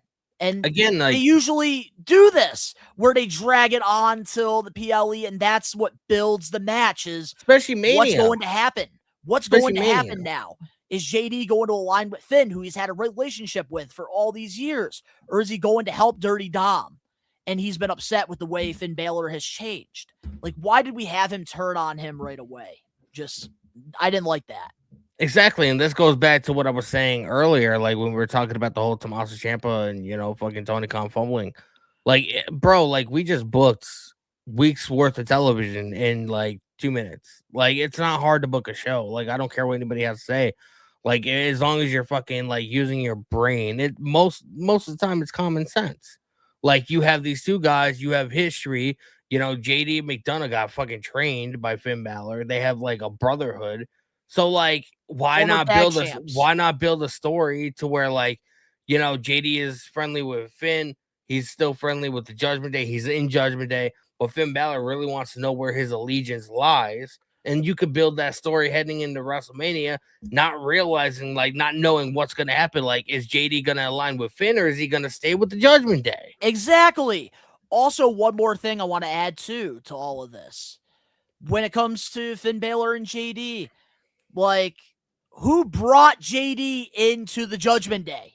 Finn Balor. Finn Balor! So, like, why did we do this now?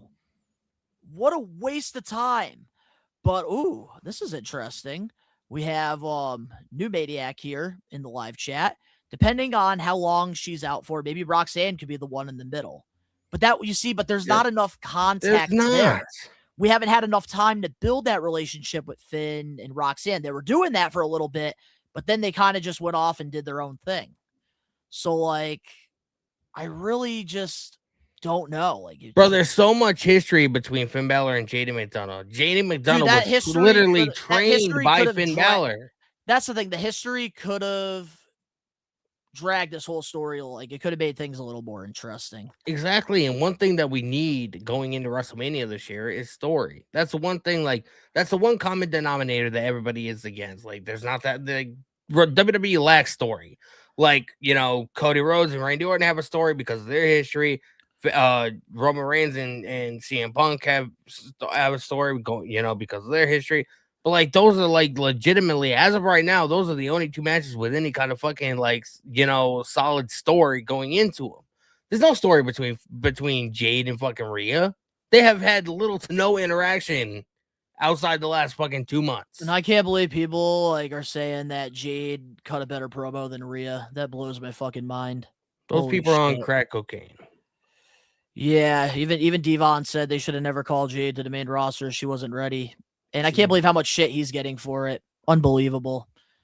I don't know. You want to know why? Because those are the same Did Eddie is probably on all those fucking burner accounts. That's what he's been doing with his free time. Bro, there's a difference between liking to see a woman because of her ass and wanting to watch her in ring because she's a phenomenal performer.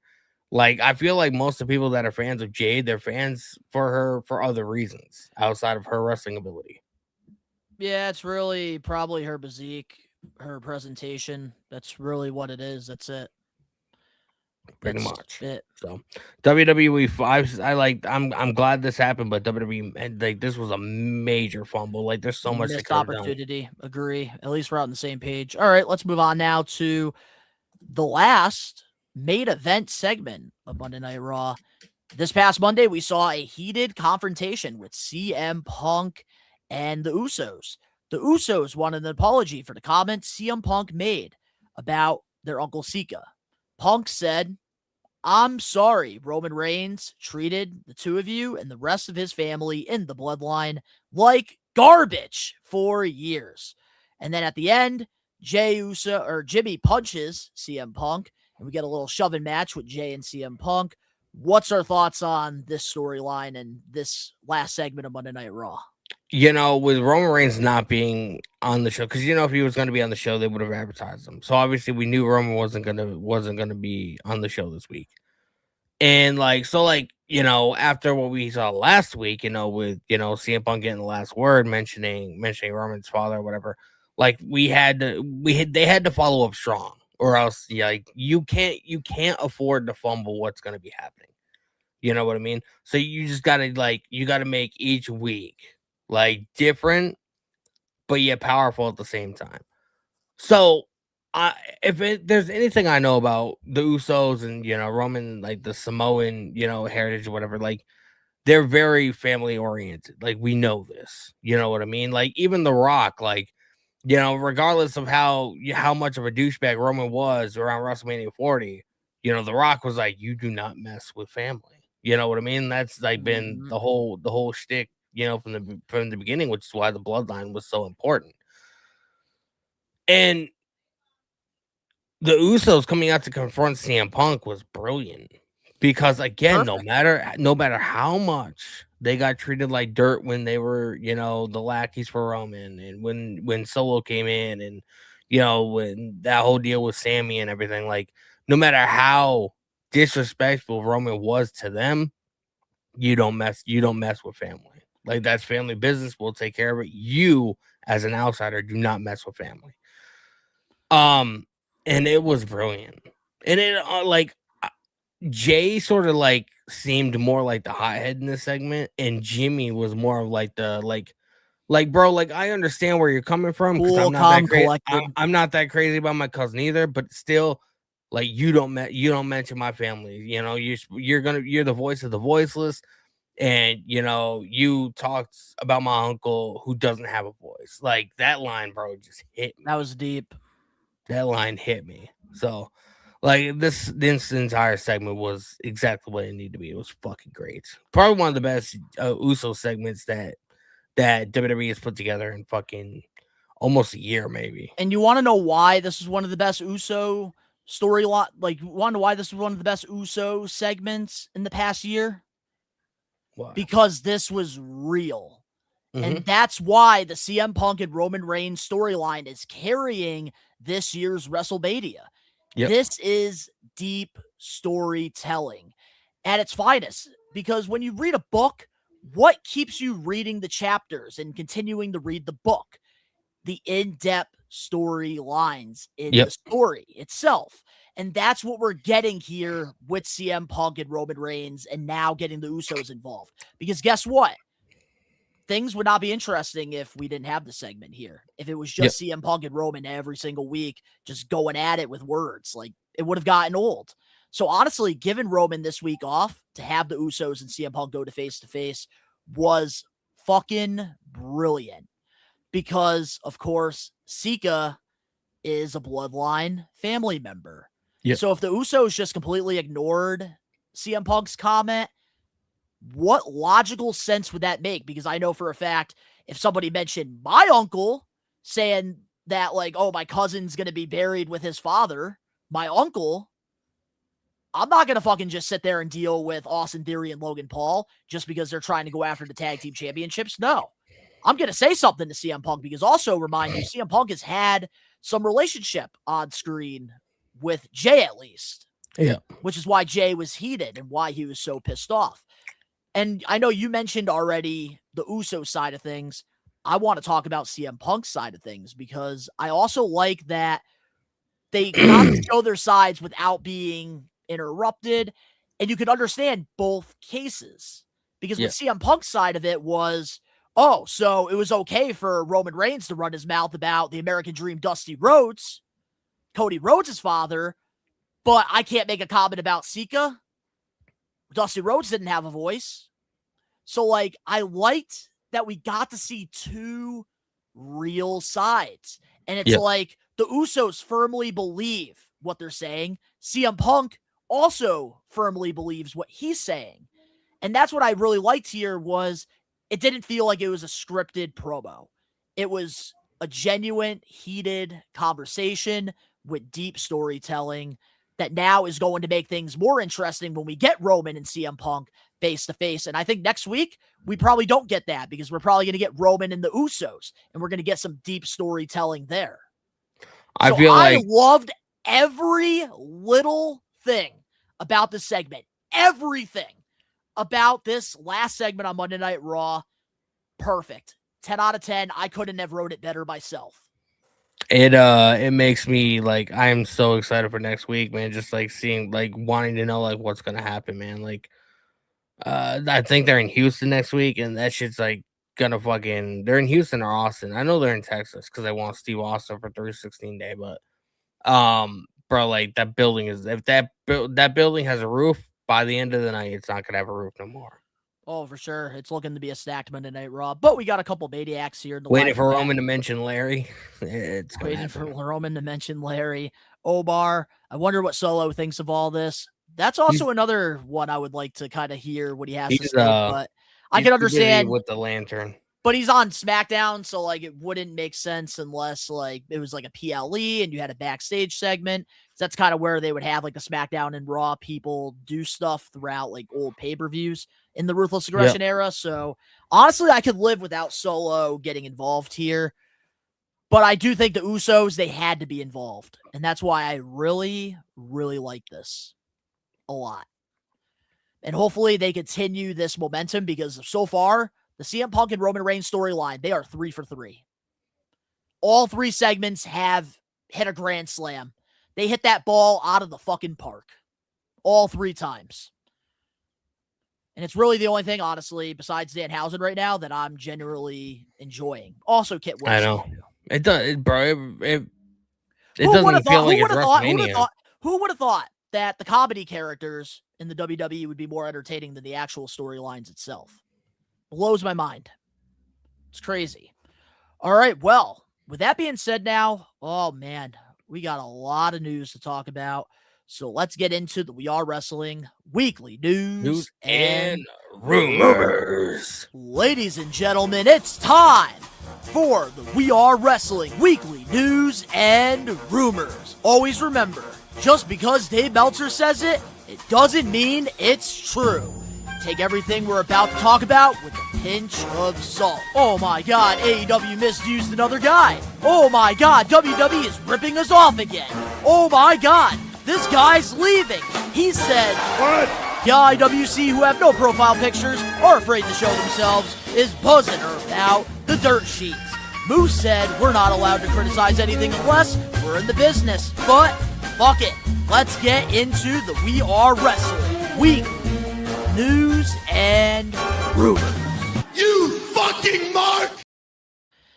It's time for the We Are Wrestling weekly news and rumors. And we got a lot to talk about this week because a lot has happened all over wrestling. So we might as well start things off with AEW's huge announcement that they have a brand new streaming service called My AEW. And basically, here is the whole price breakdown. And this is going to be for international users that are outside the US and Canada. So here we go.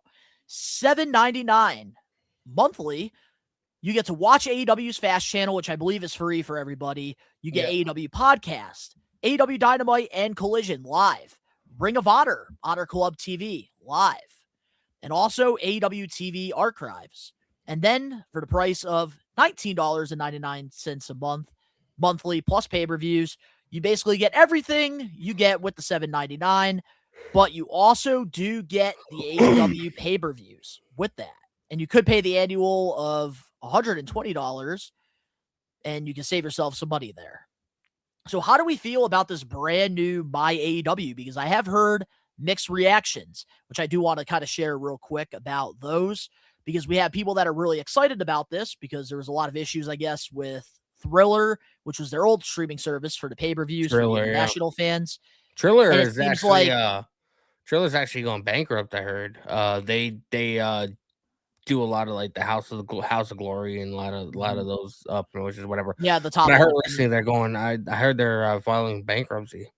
Well, I guess there's a lot of issues with the app with a lot of the international users, which is why a lot of them are really happy about this because you're also getting additional content here. But then there's been a lot of negative feedback, and people are speculating that is this AEW's way of, if everything goes to shit with the TV deal, if everything goes to shit with our pay-per-view deals, that we have this as like a fallback option. So like there's like some pros and cons here that a lot of people are contemplating on. I want to know your thoughts on this whole My AEW thing. I don't think it has to do with that because this is only internationally. Like we can get the fast channel, whatever, but we can't get anything else over here. Unless you like use a VPN or you don't live in the US. So like, when it comes to like their TV deal and stuff like that, that would make absolutely no sense because why would they use this as a crutch, to fall back on if us in the US and Canada cannot access it? Well, Like, that'd be eventually, pointless. I think we would be able to access it if we lost the Warner Brothers deal. So Or I TNT and don't PBS. I don't know, man. I don't know much. I don't like have much of an opinion on it. Like, I think it's smart. I do. They're coming up. They're making their own. They're doing kind of what WWE is doing. Like they have a podcast network. AEW is becoming having a podcast network. So most of the AEW talent are gonna end up having fucking podcasts and this and that. Everybody has a fucking podcast these days. Wait, Complex I is just want fucking. to add too. That's the funny thing too. Like, it's also smart that AEW is capitalizing on this because I think one of their personnels, RJ City, has a very popular podcast that he does for AEW. He has like a Hey Ill show that I Hey, guess is like W, but very, it got taken off very air. popular. It's not happening anymore. They're not filming any Oh, new episodes, so well, maybe with the podcasting network, might be doing something new with him. That's a possibility. maybe. But I mean, I would especially the whole like the annual fee of $120, like that's like when you really calculate like $120 a year, you get all the AW pay-per-views. Each pay-per-view is between $40 and $50. Usually $40. So, like you gotta calculate that like, 140 or $40 per month, you know, to $120 a year. Like, I feel like you gotta be saving some money somewhere. I'm going to do the math right now. So I got my handy dandy calculator out. So there's about 9 to 10 AEW pay-per-views per year. Let's just say there's 10 of them. So Yeah. 40 times 10, basically the average AEW viewer that watches all the pay-per-views is spending about $400 a year. So pretty much you are saving, let's minus 120. You're saving $280 with this by Like, AEW. that is a smart thing. You get you get all the content outside of the pay-per-view. So you're not just getting the pay-per-views. So you're saving money there as well. Do you know why I think AEW is starting to pick up some momentum now? Why? Because they're capitalizing on saving money. And I think that that's why a lot of people are tuning back in to AEW. They don't care what the hell's going on. They just know it's a lot more affordable than what you get with WWE. The shows, you could bring your whole family to the shows. Yep. And that's literally, you're going to probably spend like the price of one ticket up in the nosebleeds at a WWE show. And you could sit in a nice middle seat with probably your whole family, your wife and 2 kids. I heard you can get a front row seat, front row seat like right at the barricade for like $75, $80. Yeah, depending on what show it is. Yeah. And that's the thing too, like AEW is making things more affordable, and I think that that is a very smart, calculated business move by Tony Khan and AEW. Like, they might be eating some money doing this, but at the end of the day, it's never been about the money. It's always been about the fans. Tony Khan has more money than fucking God, bro. And that's the thing, like, to a degree, it's a good thing, but also a bad thing, because you should be like, if you're running a business, you should be focusing on making as much money as humanly possible, like Danhausen and CM Punk like to do. All the human money. But that's the thing with AEW. I think them doing this with the My AEW is a step in the right direction. And I really hope that they open this up to the US and Canada, because I would love to save me some money.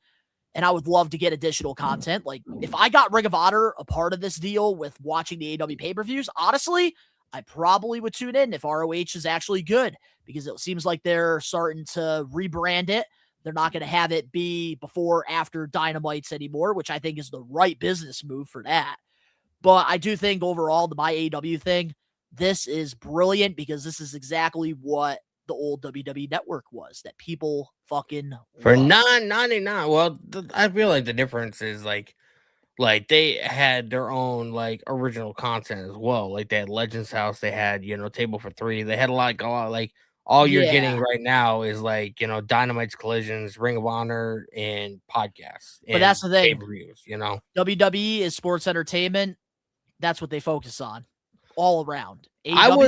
They focus on pro wrestling. If AEW did do like a sort of like their version of like Table of Three, to where you get like three performers or whatever sitting down and talking about like their history in pro wrestling, how they came up, some of their favorite matches, like some of the matches that they've been in. I would watch that thing, man. Like I like behind the scenes stuff. I love that shit too. That's why I like Unreal so much, even though it's probably majority of it scripted. They only show what they want to show. But I like the seeing behind the scenes, like how I like seeing how the chicken is made, if you know what I mean. I love Unreal as well. That's because you were fucking on it. You always have to plug. And you know what else you should plug? What else should I plug? We got new merch on ProWrestlingTees.com. That's right. The We Are Wrestling is Unreal shirts available now. Best t-shirt I think we put out, hands down. Oh, for sure. Which shout out to my graphic designer Alan, absolutely kills. Shout out to Alan, man. All the designs he does for me, whether it's on my other channel or just if you need graphics made, hit up Alan. That's right. Well, I will say this, man. I do think that like the My AEW thing is a game changer, and I really hope that we get our hands on it because I would love to get more content. And it's actually a very affordable price compared to a lot of the other things. So I know you would do. I know you would do the annual plan because you'd be saving $280. Oh, of course, absolutely. You kidding me? If the moment they open this up to the US, I will probably be a subscriber day one, hands down, because it's affordable and I feel like it's really beneficial. But yeah, man. I really hope that like this does like work for AEW, and I hope that they continue to go with this business philosophy because I do think that this could really help them a lot. But we got Josh Toy Show in here. It's a great thing for AEW fans. Let's see where this takes this. So far, I've heard mixed things, but there's always room for improvement. You've heard mixed things because people in the U.S., which is majority of AEW's fan base, we can't get it here in the U.S., so it's only a thing overseas. And they'll come up with any excuse to say why it's horrible. Like right now, even myself, like I'm pissed. I wish I was from the UK right now. It's horrible because we can't access it. I'd fucking subscribe to it, mate. All right, well, let's move on now to some WWE creative news. Road Dogg, former D-Generation X member, has left his creative role in WWE. Oh, you didn't know? Well, you didn't know. Well, according to the Wrestling Observer newsletter, Brian Road Dogg James got his WWE annual review. The belief is that he wasn't happy with it and left. He may say he left over something else, and only he would know exactly why he did so. But it was his decision, and it came after his annual review. One person close to the situation said that has been brewing. So what are our thoughts on Road Dogg no longer being a part of WWE Creative? Because I know there was a lot of fans that were not fans of his booking over on SmackDown last year and year prior. I feel like this stems from Unreal, unfortunately. When they had that thing in the writers' room, whatever, and he was like, we should just put the U.S. title back on Julia, and then Triple H was like, whoa, who do we feud her with? And he was like, I don't know. That was a really good Triple H impression. I gotta give you that one. That was actually pretty good. Who do we feud her with? Then you just have to add the there you go. I'm the game. I'm here to play. But I think that really is like what it came down to, because it really wasn't that long ago that WWE Unreal was on TV. So he probably has seen a lot of the backlash from it. Yep. Also, creative's probably giving him more shit because he's getting more shit from the fans with that whole like not really caring like who Julia should be facing. Like, I don't know, man. Road Dogg. But I feel like everybody that was, even though I know, I know Road Dogg, like he has a lot of history with Triple H, obviously from their time at DX, and he, him being a part of the New Age Outlaws, and that whole thing or whatever, one of the most decorated tag teams in WWE history. But I feel like he was also creative around the time that Jinder Mahal was WWE champion, which was arguably the worst time to be a WWE fan. No, Jinder Mahal's title run was underrated. There was a way worse time than him holding the belt. Bro, that SmackDown era was very good. The Land of Opportunity. The Land of Opportunity was a good fucking time. After the Land of Opportunity, after like a year of that, that's when everything went downhill. Trust me, I know. I'm an encyclopedia. Either way, I just feel like everybody that was in creative around that time, everybody that was in creative under Vince, I feel like they all need to leave. Bruce Pritchard needs to leave. Road Dogg left. Michael Hayes needs to leave. Mr. Oh, we don't see Chelsea Green as a main star. She's only going to be in the mid card when she's arguably one of the most over fucking female performers on the entire brand of SmackDown. I will say though, some of those main events that Michael Hayes do be producing are really good. I will say that. It doesn't matter, man. Like if you want to look. The only reason I'm pointing out the good is because a lot of people will only point out the bad. And but you need to point out the bad, man. There's nothing good about this. Look, I'm not disagreeing with you, but as a wrestling journalist, as a wrestling mark like myself, I always say this, and I've been saying this since the very first episode. I will call out the good when I see it, and I will call out the bad when I see it. Yes, I do agree with you that Michael. I don't know if we can trust your opinion, Mr. Jinder Mahal had a good title reign. You know why I liked it? Because he was an actual real fucking heel that people hated. And he did a good job at it. But that's the thing. I just overall, like, I will call out what I see. And with Michael Hayes, I don't agree with a lot of his takes. I definitely don't agree with the Chelsea Green one. But I also will say, him as a producer, when it comes to matches, he's pretty fucking good at it. Because he was the one that did the Rhea Ripley and Io Sky match, and that was a fucking classic. Yeah, I just, it was pretty cool seeing him like doing the play-by-play and getting to see him just say, bam, that's how you freaking do a main event. Bro, I just feel like everybody that was in creative under Vince, they all need to leave, bro. I do agree because that's the thing. Like, this is a sports reference that I know like some sport fans will understand where I'm coming from. But a lot of the times, like when you do get rid of your general manager, which in this case in pro wrestling would be your head of creative, a lot of the times they pretty much clean out the office.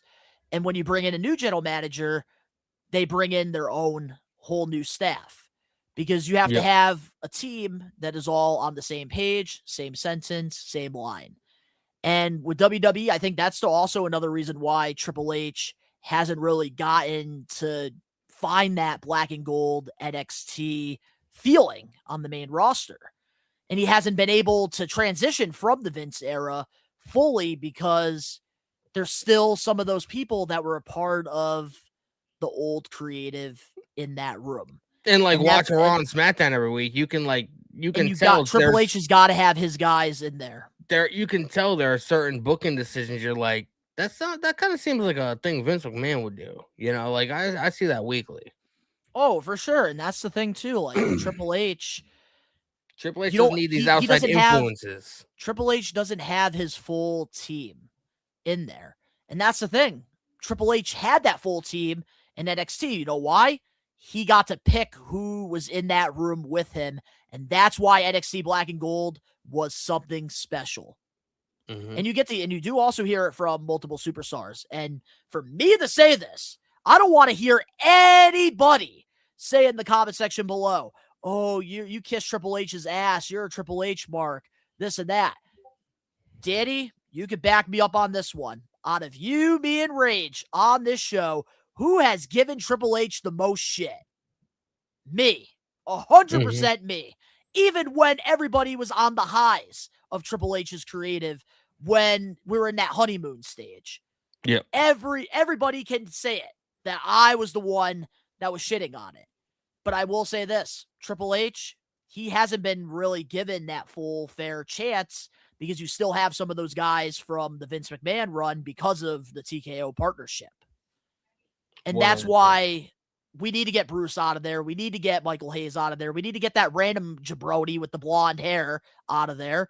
We need to get those guys out of there, and we need Triple H to handpick who is in that room with him. And one of those guys that I do believe is a Triple H guy, Ryan Ward. this on Unreal, it's Bobby Roode. He seems Bobby like Roode. He's like his right-hand man. Ryan Ward was a huge person in charge during Triple H's run of NXT Black and Gold. And we need to get more of those guys in that room because that's how we're going to be able to really transition here. You got to just cut the dead weight. You have to. Yeah. Because guess what? You're not going to be able to create that same magic. And you can't have like half. Because guess what? The people that were in Vince's room, they all had the same vision as Vince. And that's why they were able to create this global phenomenon called World Wrestling Entertainment. Triple H needs people in the creative room that's going to have his vision. Have his vision. Exactly, Danny. Spot on. The Undertaker should run creative. I actually would not mind Undertaker being involved in creative. He does most of the creative in AAA. In AAA, people, I've heard numerous people say AAA is better than what anything Raw and SmackDown are doing.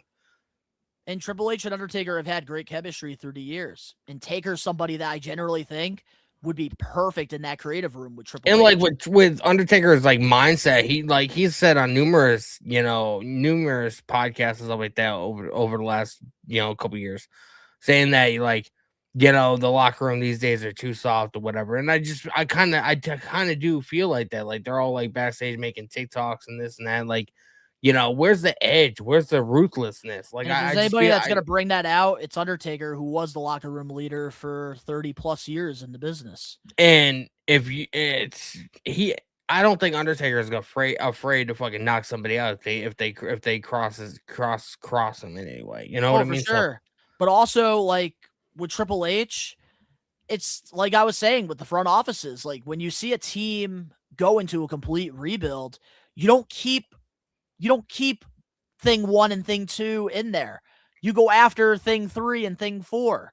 Like you completely restart. And that's what we need with creative, because look, we're seeing it in the product. It's not what it once was. So 100%. hopefully things change, things happen. Like obviously, like there is some Triple H guys, but guess what? That full vision is not going to come to life until Bruce is out of there, until Michael Hayes is gone. Yep. So hopefully it's only a matter of time. And I'm not saying Bruce and Michael Hayes have to like completely leave the company, but as far as like from a creative standpoint, they need to get the fuck out of there. They need to have another job. Like they need to work at the front office. Like nobody knows WWE more than Bruce Pritchard. And I'm going to be honest with you. You know what they should do? What? They should be the ones in NXT. That's where they should be. I think Shawn Michaels is doing a phenomenal job. Oh, he's doing a phenomenal job. You're right. But I think Shawn Michaels can benefit more working with Triple H. Yeah, but he has done a great job. Yeah, I think if there's anybody that would fit that role perfectly in a developmental program, it is Bruce and Michael Hayes, who have had years under Vince's wing. They could create stars. And then guess what? They could help Triple H and the new creative team get these stars of tomorrow prepared and ready. Why do you think NXT 2.0, as much as a lot of people fucking hated it, why do you think it was a success, low key? You know what I would do? It was full developmental. Braun Breaker came out of it. Trick Williams, Carmelo Hayes, like. You know what I would do? You know what I would do? What would you do? I would have Triple H run creative for Monday Night Raw, and I would have Shawn Michaels run creative for SmackDown. That way they don't, because Triple H, like he's pretty much heading it all. And like, booking, 2 hours of Monday Night Raw every week, booking 3 hours of SmackDown, like that's a lot. So if you have like Triple H focus like maybe only on Raw or only on SmackDown, then have someone like Shawn Michaels or whatever, book the other show, like just so you're not like overwhelmed with what's happening. I feel like that'll be very beneficial. Oh, I agree. But good question by Joey's Times. Are you guys okay with The Rock running trade? No, fuck the Rock. No. I'm sorry, but the only way I'd be okay with it is if he is 100% committed to WWE, and that's never going to happen. So, bro, there's nobody that's a bigger politician in pro wrestling than fucking The Rock. Nah, I think Triple H beats him at that. No, The Rock. Nah, Triple H. I'm gonna send you a video, and then you can tell me. You'll tell me. Otherwise. Bro, The Rock didn't want anything to do with John Cena's heel run because he couldn't have creative his way. Well, him and Triple H. There's a video I need to send you to watch because it is a lot more complicated than you think when it comes to The Rock and Triple H's relationship. And this video, like I watched, really like tells the story. And it's actually a really good watch. I'll send it to you after we're off the air. But Road Dogg leaving, here, I want to get into my thoughts here real quick because I know he went off the train tracks a little bit. Yep. I'm going to keep it short and sweet. I love it because I go to wrestling conventions and I'm going to Big Event New York next Saturday. And now that he is not in that creative room getting shit on by the IWC, I finally get to beat him. All of these fucking years. You know how many times Billy Gunn has been to a wrestling convention that I've been to? Love Mr. Ass himself. But I need to beat Road Dogg. Like, I met X-Pac already. I met Billy Gunn. I want to meet the other half of the New Age Outlaws. And now with Road Dogg not being in WWE, he can finally make the towns. I can finally get the opportunity to meet him. So I'm happy with this decision. And I think Road Dogg's going to be less stressed in his life moving forward. Yep. But let's move on now to our next weekly news and rumors topic. And we talked about this a little bit last week. Steph DeLander leaving TNA Wrestling. Well, we got additional details on Steph DeLander's departure from TNA. Here's some of the updated claims she made. She was originally told that she would never be able to wrestle again in TNA, but she decided to go to WWE spinal surgeon for clearance. She claimed on social media that she is cleared to wrestle. She paid for both her neck surgeries, noting that TNA does not have a setup for proper medical team. She was not on salary, getting paid every week. If you're not there, if you're not on the road, if you're not working, you don't get paid. So financially, it was a very big hit for her as well. And they don't have a budget set aside for injuries and a proper medical team, unlike WWE and AEW. So these were some of the bold claims that Steph DeLander made. So pretty much saying that TNA didn't take care of her medical one bit. So now that we got to hear her side of the story with the departure from TNA, I want to know your thoughts on this and where you stand, because this is a tough one.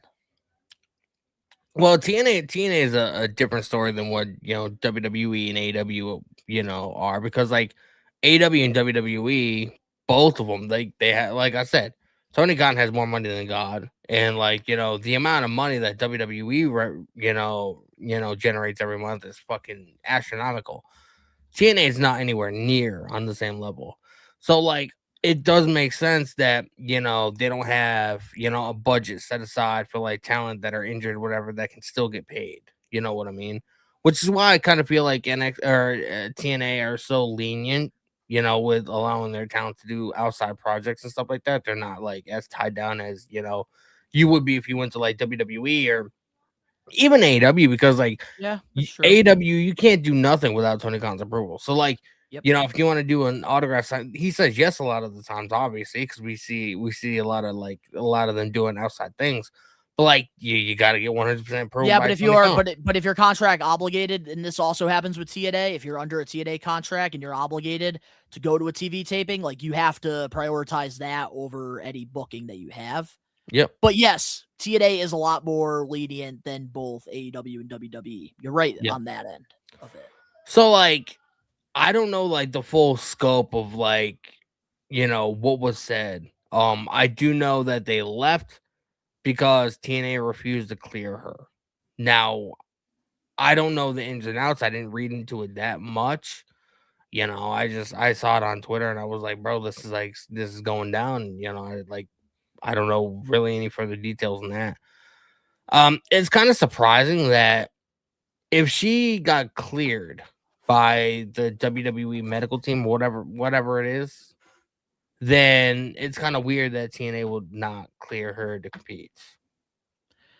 Yeah, I think that this is just a precautionary call for TNA because obviously they had that scary neck injury with Chris Bay that happened on TNA. I don't know where exactly Steph DeLander injured her neck that caused her to get surgery. Probably was one of her bookings outside of TNA, but don't quote me on that because I don't exactly know. I do think if the injury did occur with TNA, I do believe that they would have covered the medical bills and stuff. Yeah. But this is why when there is conversations about somebody leaving TNA to go to AEW or somebody leaving WWE to go to AEW, a lot of the times they choose AEW over TNA is because of some of the claims that Steph DeLander made here.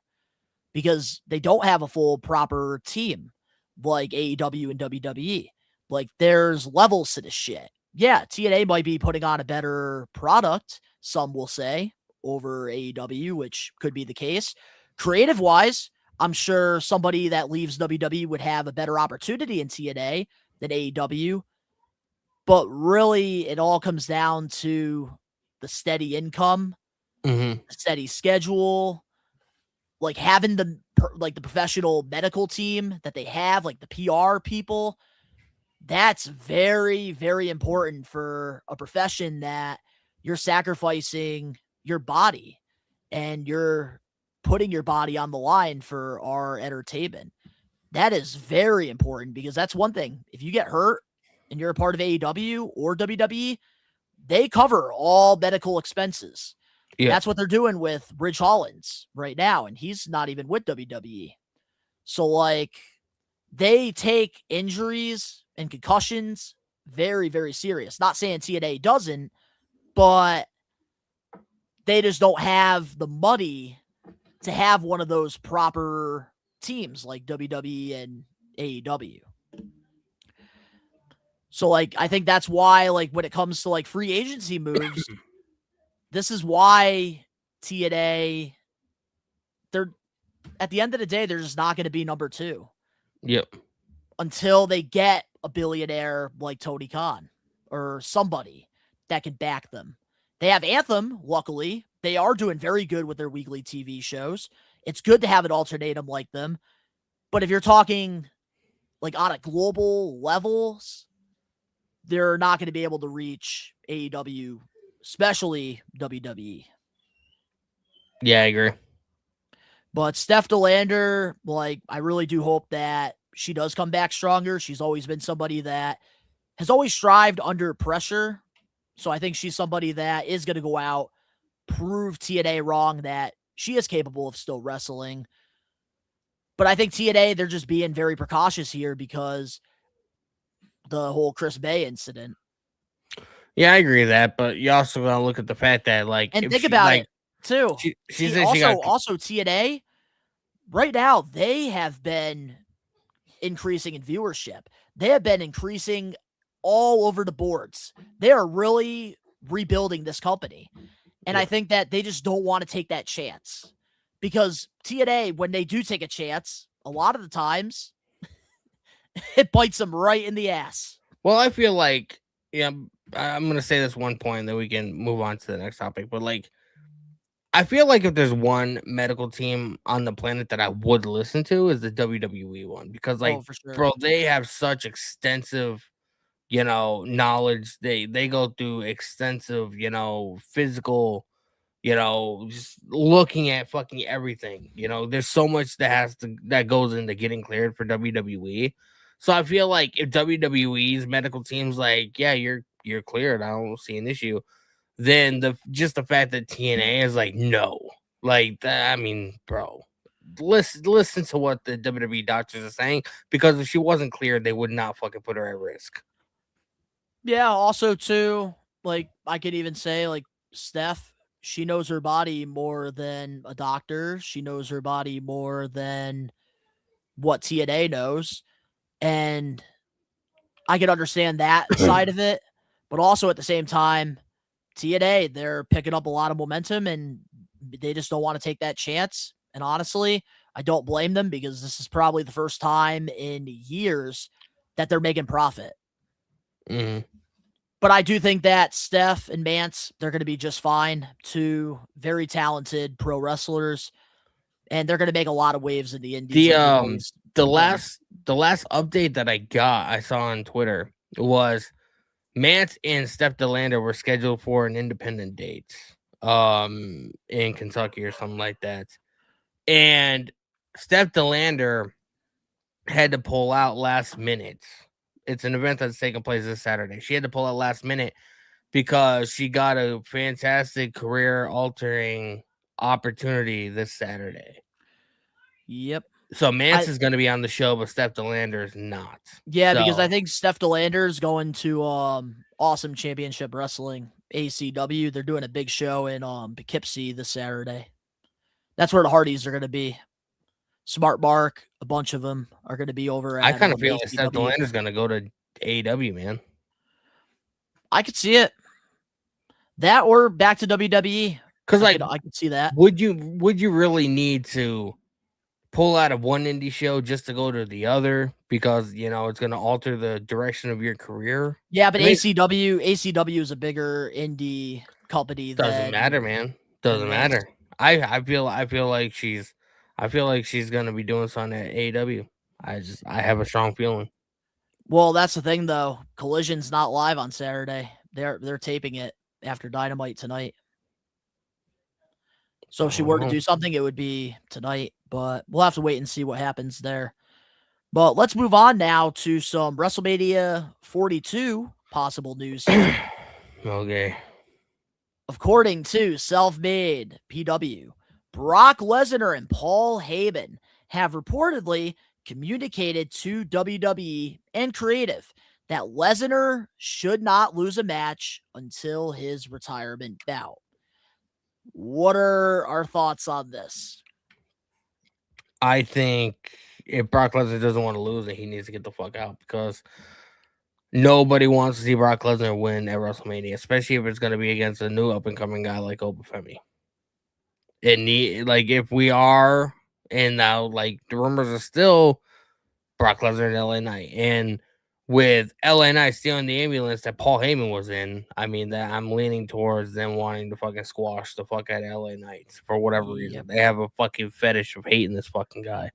Yes, they do. But I mean, if they end up turning around and doing, especially with this open challenge or whatever, if they end up going the route of Obafemi needs to win. Brock Lesnar does not need to win that match. And if you're trying to like what happens in the summer, Brock Lesnar does end up wanting to retire at SummerSlam. You know, it's going to be in Minneapolis, Minnesota, his hometown. You know, what if he wants to fucking that be his last match or whatever in front of his family, his friends, or whatever. Like, I feel like it'll be detrimental to Obafemi to fucking lose this match at WrestleMania against Brock Lesnar. Like, you have to have him like get this big victory. You know, he's hot right now. He's fucking hot, bro. He is more over than anybody else in the WWE. Over. You know, so like, you know, they had him squash fucking Rusev for whatever it's worth. Like, if they are going to be doing Brock Lesnar versus Obafemi, the worst thing you can do is have Brock Lesnar win because that'll take away a lot of the momentum of Obafemi, but it will not push Brock Lesnar any higher than he fucking already is. It's Brock fucking Lesnar, for Christ's sake. You know what I mean? Yeah, I don't know. Like they should have just had Gunter and Brock at WrestleMania. Like Brock should just retire They want to. already. They're gonna save that for. I guarantee you, they're gonna save that for SummerSlam. SummerSlam for Minneapolis. Yeah, and Obafemi, we cannot have him lose to Brock. So if that's the case, I'm sorry. As much as I would love to see Oba versus Brock, I don't want to see it now. If Oba's gonna lose, I don't want to see it. I think realistically, there's two choices here for WrestleMania 42 with Brock.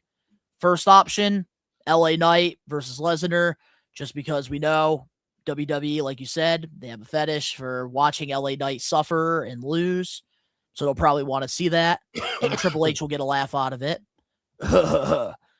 And option 2, Seth Rollins versus Lesnar. That's also another option because Lesnar's aligned with Paul Heyman, who is a part of the Vision. Braun Breaker might not be fully cleared for his WrestleMania match with Seth. So we already know Austin Theory and Logan Paul are probably going for the tag titles at Mania. That's the way it seems things are going to be because they've been feuding with the Usos. And you know Jay's going to be on the card at Mania. So we already know that tag match will happen. But I think that's really the only two choices you have. Seth Rollins versus Brock. Second option, Brock versus LA Knight. Oba, we can't have him lose. The way I look at this, bro, is like, and I hate this because Lesnar has done so much for the business that it's like lose bro. to Oba. Like now Oba's not gonna get a WrestleMania match because of this now. Brock Lesnar ended the fucking streak. And did that do anything to make him a bigger star? Yes. No, it did not. Brock Lesnar was already a man, self-made man. He didn't have to end the streak, but it did set him up. Yeah, he did go on a dominant, horrible title run. That you're gonna have to agree to disagree. We see, you didn't watch the product fully during that time. I watched every Monday, so I know. Brock Lesnar did not need to end the fucking streak, bro. He didn't. That's not what you asked me.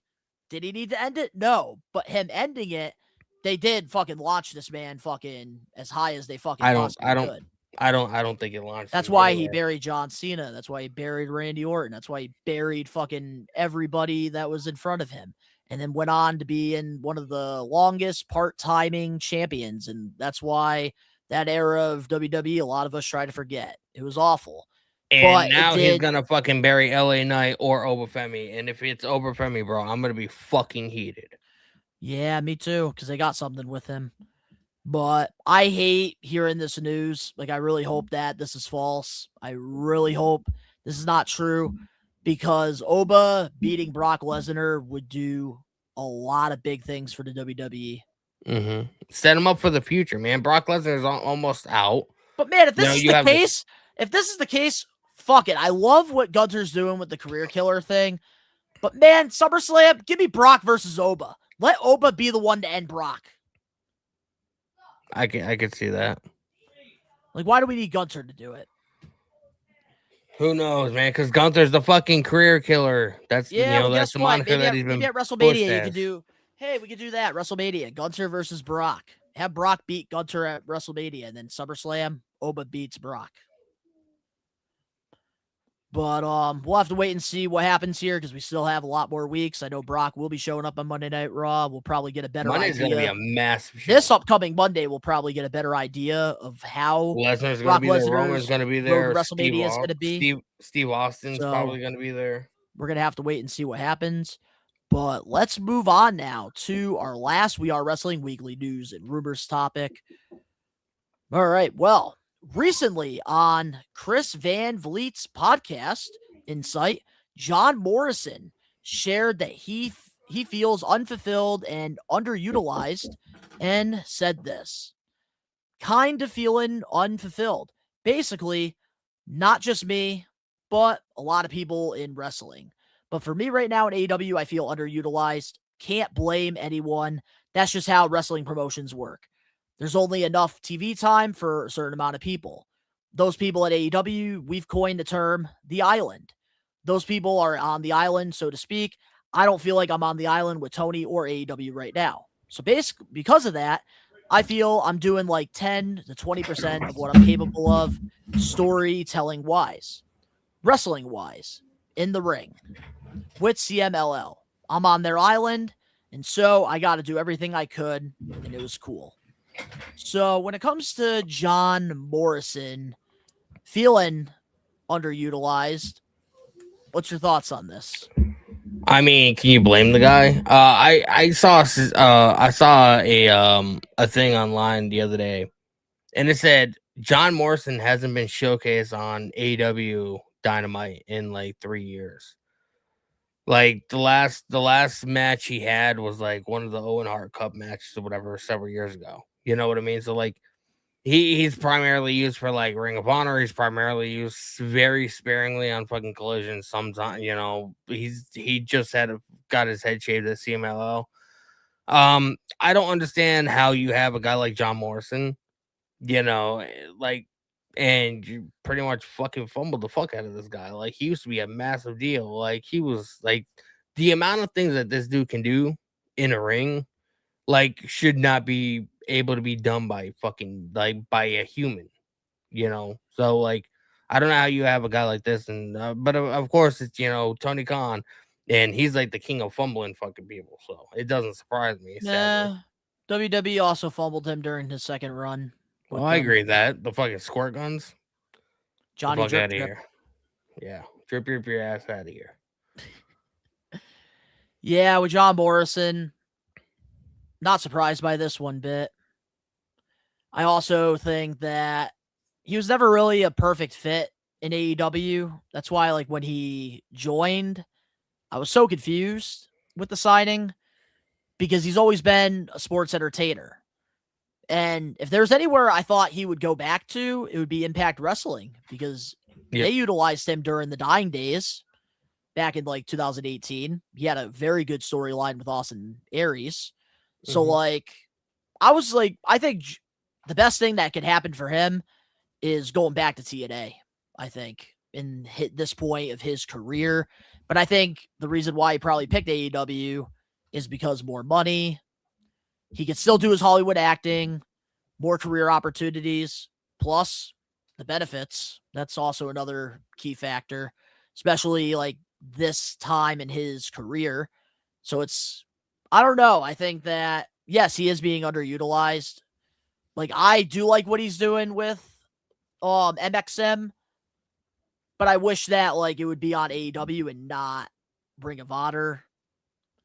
It's unfortunate. I think John Morrison, now, we're not going to see him ever again. You're not going to see him ever again. His contract is frozen.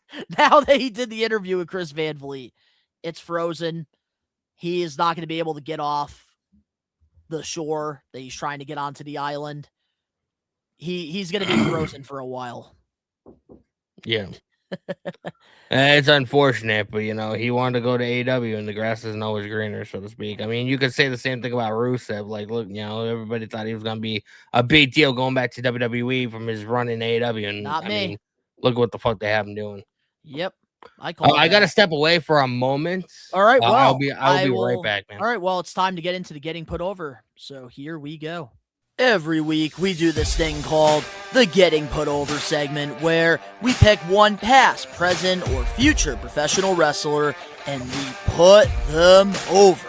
This is our way of paying respect to those who have sacrificed their bodies for our entertainment. Somebody is getting put over.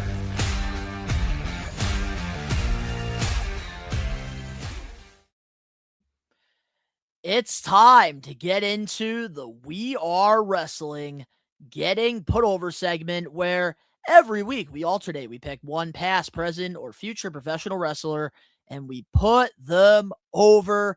Last week, we got to put over Rhino. This week, we figured we'd put over Zach Gowen, the first one-legged professional wrestler who we're actually going to be having on the We Are Wrestling podcast next week for our 200th episode, live next Wednesday, 5 p.m. Eastern Standard Time. He'll be joining us for a special interview. And I thought, what better way than to put over Zach Gowen? Because obviously, we don't want to mark out for the man when he's here. So what better way than to put him over? Maybe you aren't familiar with Zach Gowen. Hope you guys are going back and doing some research.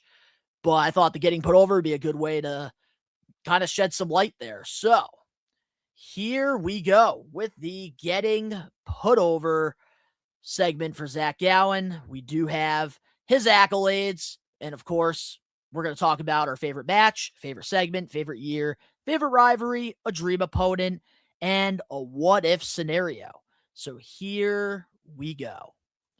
Zach Gowen for our getting put over this week.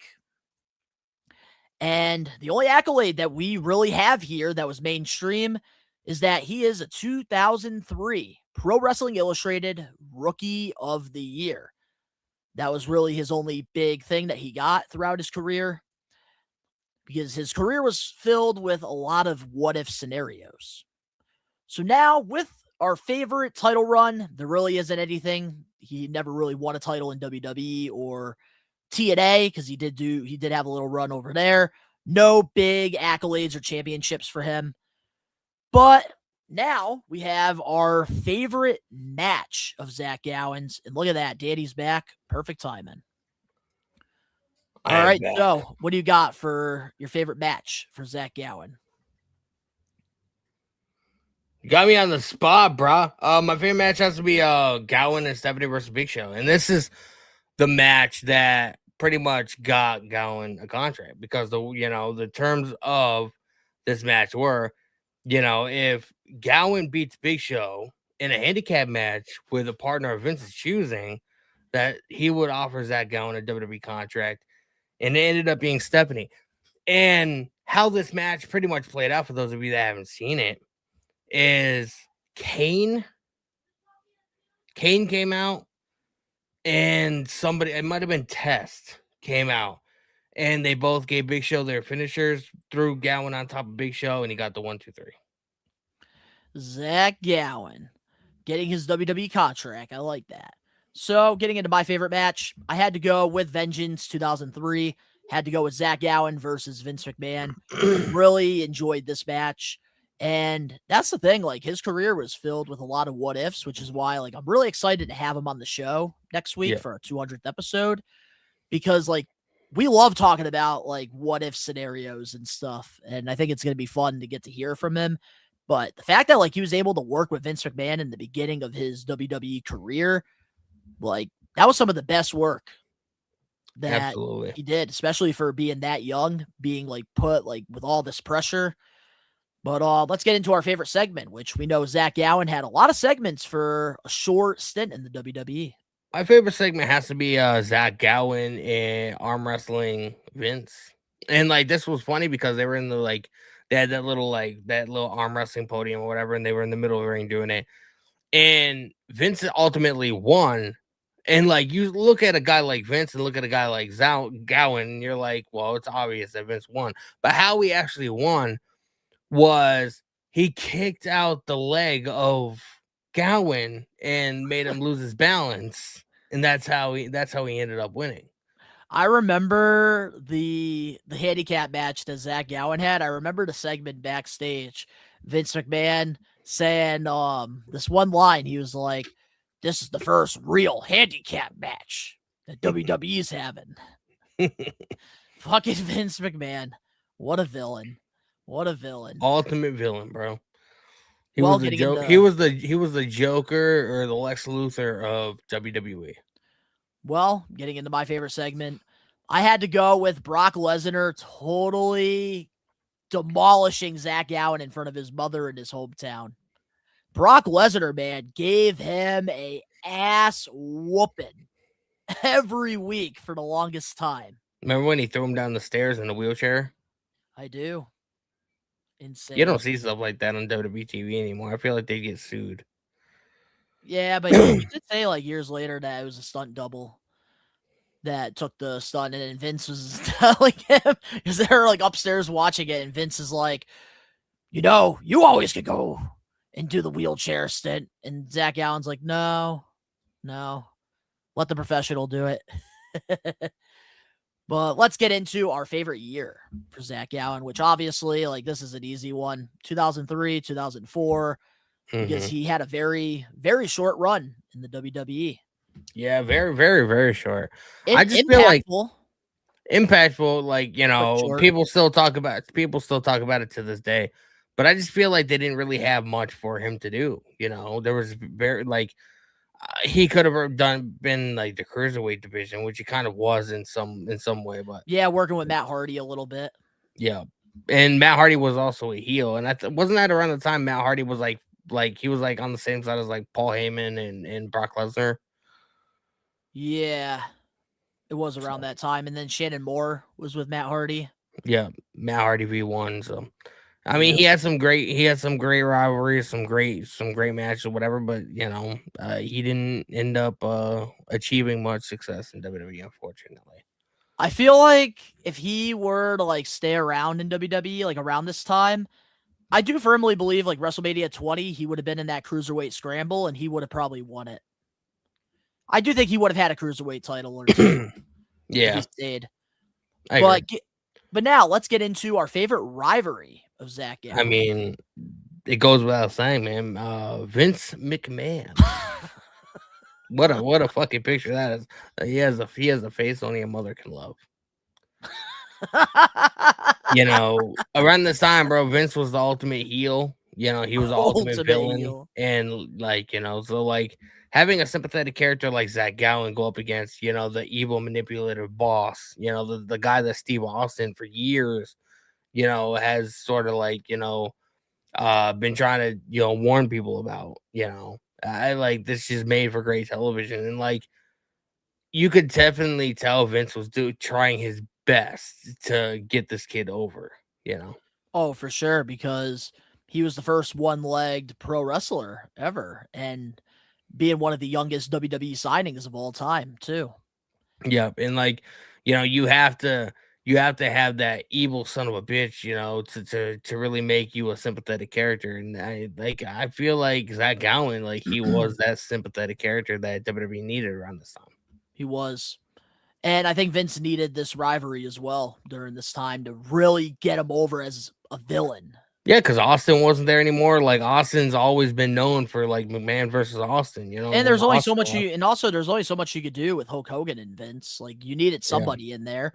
And I think Zach Gallen, like it was perfect. Like they were able to bounce off each other. And that's why I think still to this day, even though Zach Gallen was only there for really 6 months, people still talk about this 20 years later, which is insane. And Zach Gallen, like, teaming up and sort of like befriending, Hogan, who was Mr. America around that time, like, was phenomenal, and like, so cool. It was, Mr. America kind of reminded me a lot of like what El Grande Americano is now. Like, you know who was underneath the mask, but you're supposed to, not believe that it's him. Yeah, but it's a stupider version of Mr. America, which Mr. America wasn't anything crazy, but mine, I had to go Vince McMahon, obviously, because like Vince gave Zach all the tools to get instantly over with the WWE universe as like a compassionate babyface. And it was just such a good rivalry that like, it really makes me think so much like, what if like he was able to take off in TNA, or what if he was able to take off in WWE? There's just so many what ifs here. But let's get into our dream opponent. Who do you want to kill Zach Gallen? This is you might agree with me, you might not agree with me. I don't know. I haven't heard what you thought about this, but my dream opponent match is Gallen versus Moxley. And like Moxley is a ruthless son of a bitch, kind of like Vince, to a certain extent. Obviously, not as well known and not as crazy and ruthless. He's not like the ruthless boss, whatever, but he's still ruthless in a lot of ways. And I feel like Zach Gallen needs that counterpart, because Zach Gallen, like, because he has, he had that childhood cancer. He had he's gonna be a sympathetic character regardless. Like, Zach Gallen is one of those guys that he could never be healed just because people feel sorry for the guy. You know what I mean? So he's always going to be a white meat babyface.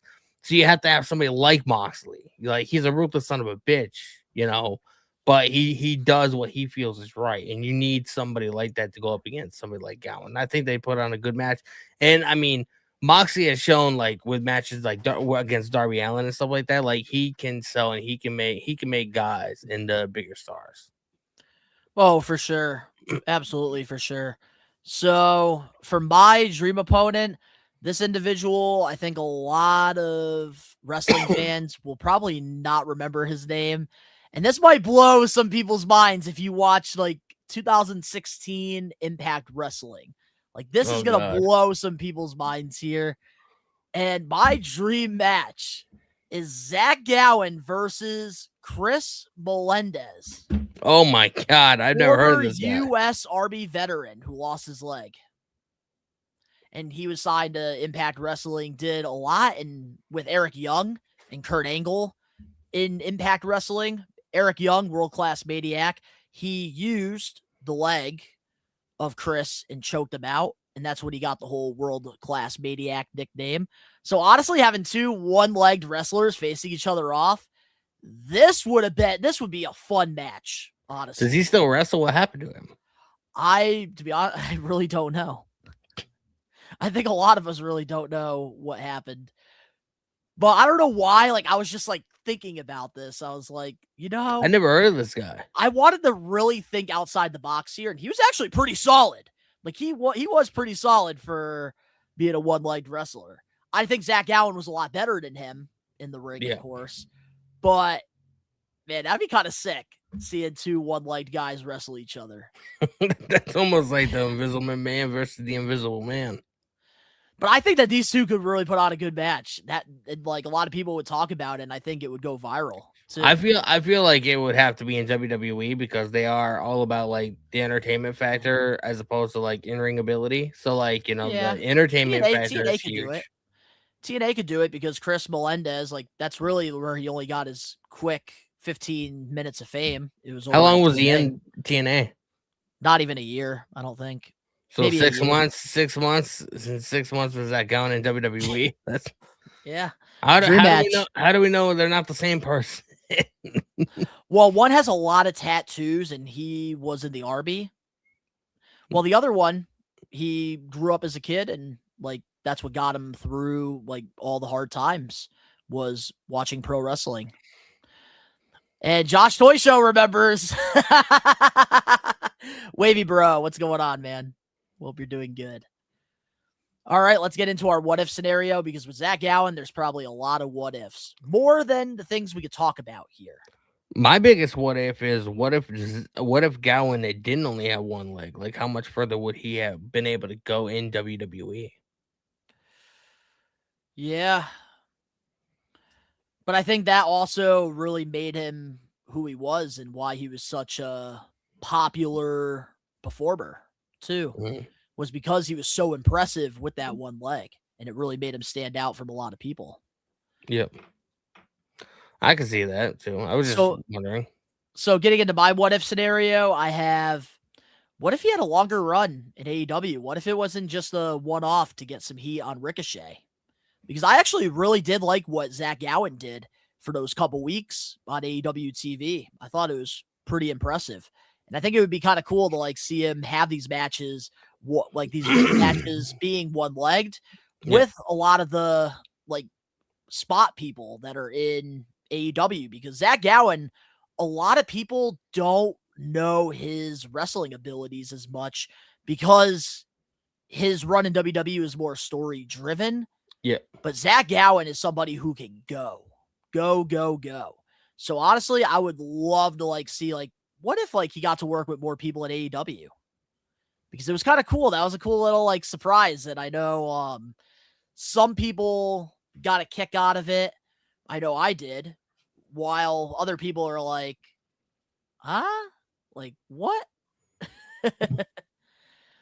But yeah, guys, that is it for this week's We Are Wrestling Getting Put Over segment. Next week, we are not going to be doing a Getting Put Over because we are bringing Zach Gowen on the show for We Are Wrestling Podcast episode 200. But we are going to set a vote up where you guys are going to be able to pick episode 201's Getting Put Over. And then a couple weeks later, during Mania Week, we'll be putting over WrestleMania 17. So, guys, rewatch Mania 17 before the week of Mania because we're going to have a fun getting put over. Bro, I can't wait to go back and revisit it. I'm waiting until we get close or whatever. That way it's Me fresh in too. my memory, but I can't wait to go back and rewatch this show, man. Oh, no, me too, man.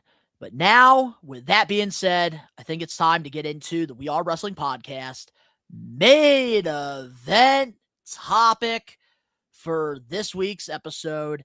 And normally, when we get title changes and stuff, we like to talk about it in the TV recaps a lot of the times. But, man, there's a lot of backlash here, a lot of heat on this certain individual. Last Friday on SmackDown, Cody Rhodes defeated Drew McIntyre to win the WWE Undisputed title.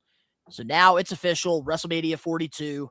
Cody Rhodes will be defending the title against Randy Orton at WrestleMania. Let's first talk about our thoughts on Drew McIntyre having a short reign with the belt. Talk about Cody winning the title. And then we can talk about Randy and Cody after we talk about what everybody is upset about. Okay. So January 9th, man. They were overseas. I think they were near Scotland.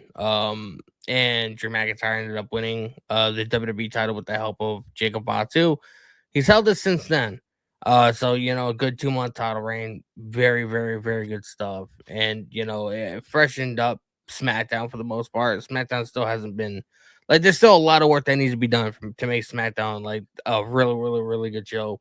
But I enjoyed watching what Drew McIntyre was doing. He was trying to, infiltrate all these different stories or whatever. And he pretty much did his best to really bring eyes to what SmackDown was doing and what he was doing as WWE champion. So I appreciate that. Got me invested. I'll tell you that. I appreciate that quite a bit. A lot of people are upset because Cody Rhodes won back the WWE title this past Friday on SmackDown. And obviously, Cody is a very polarizing figure. People say that, he's QB1. There's people just are not happy with Cody Rhodes. And people think that Cody Rhodes, and I'm kind of in this camp too, to where Cody Rhodes is better chasing the championship than he is actually being champion. And I do agree with that.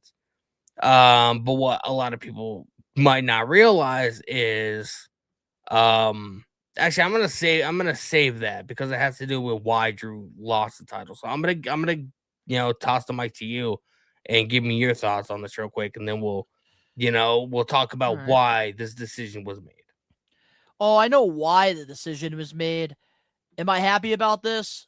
No, because I do wish Drew McIntyre did have a longer title run with the belt because, like you said, Cody Rhodes is better at chasing the championship than being the champion. Just like Hangman Adam Page at AEW. I love when he chases the title, but I hate when he's the champion because it's you already reached your ceiling. Cody Rhodes finishing the story at WrestleMania 40, he reached the ceiling.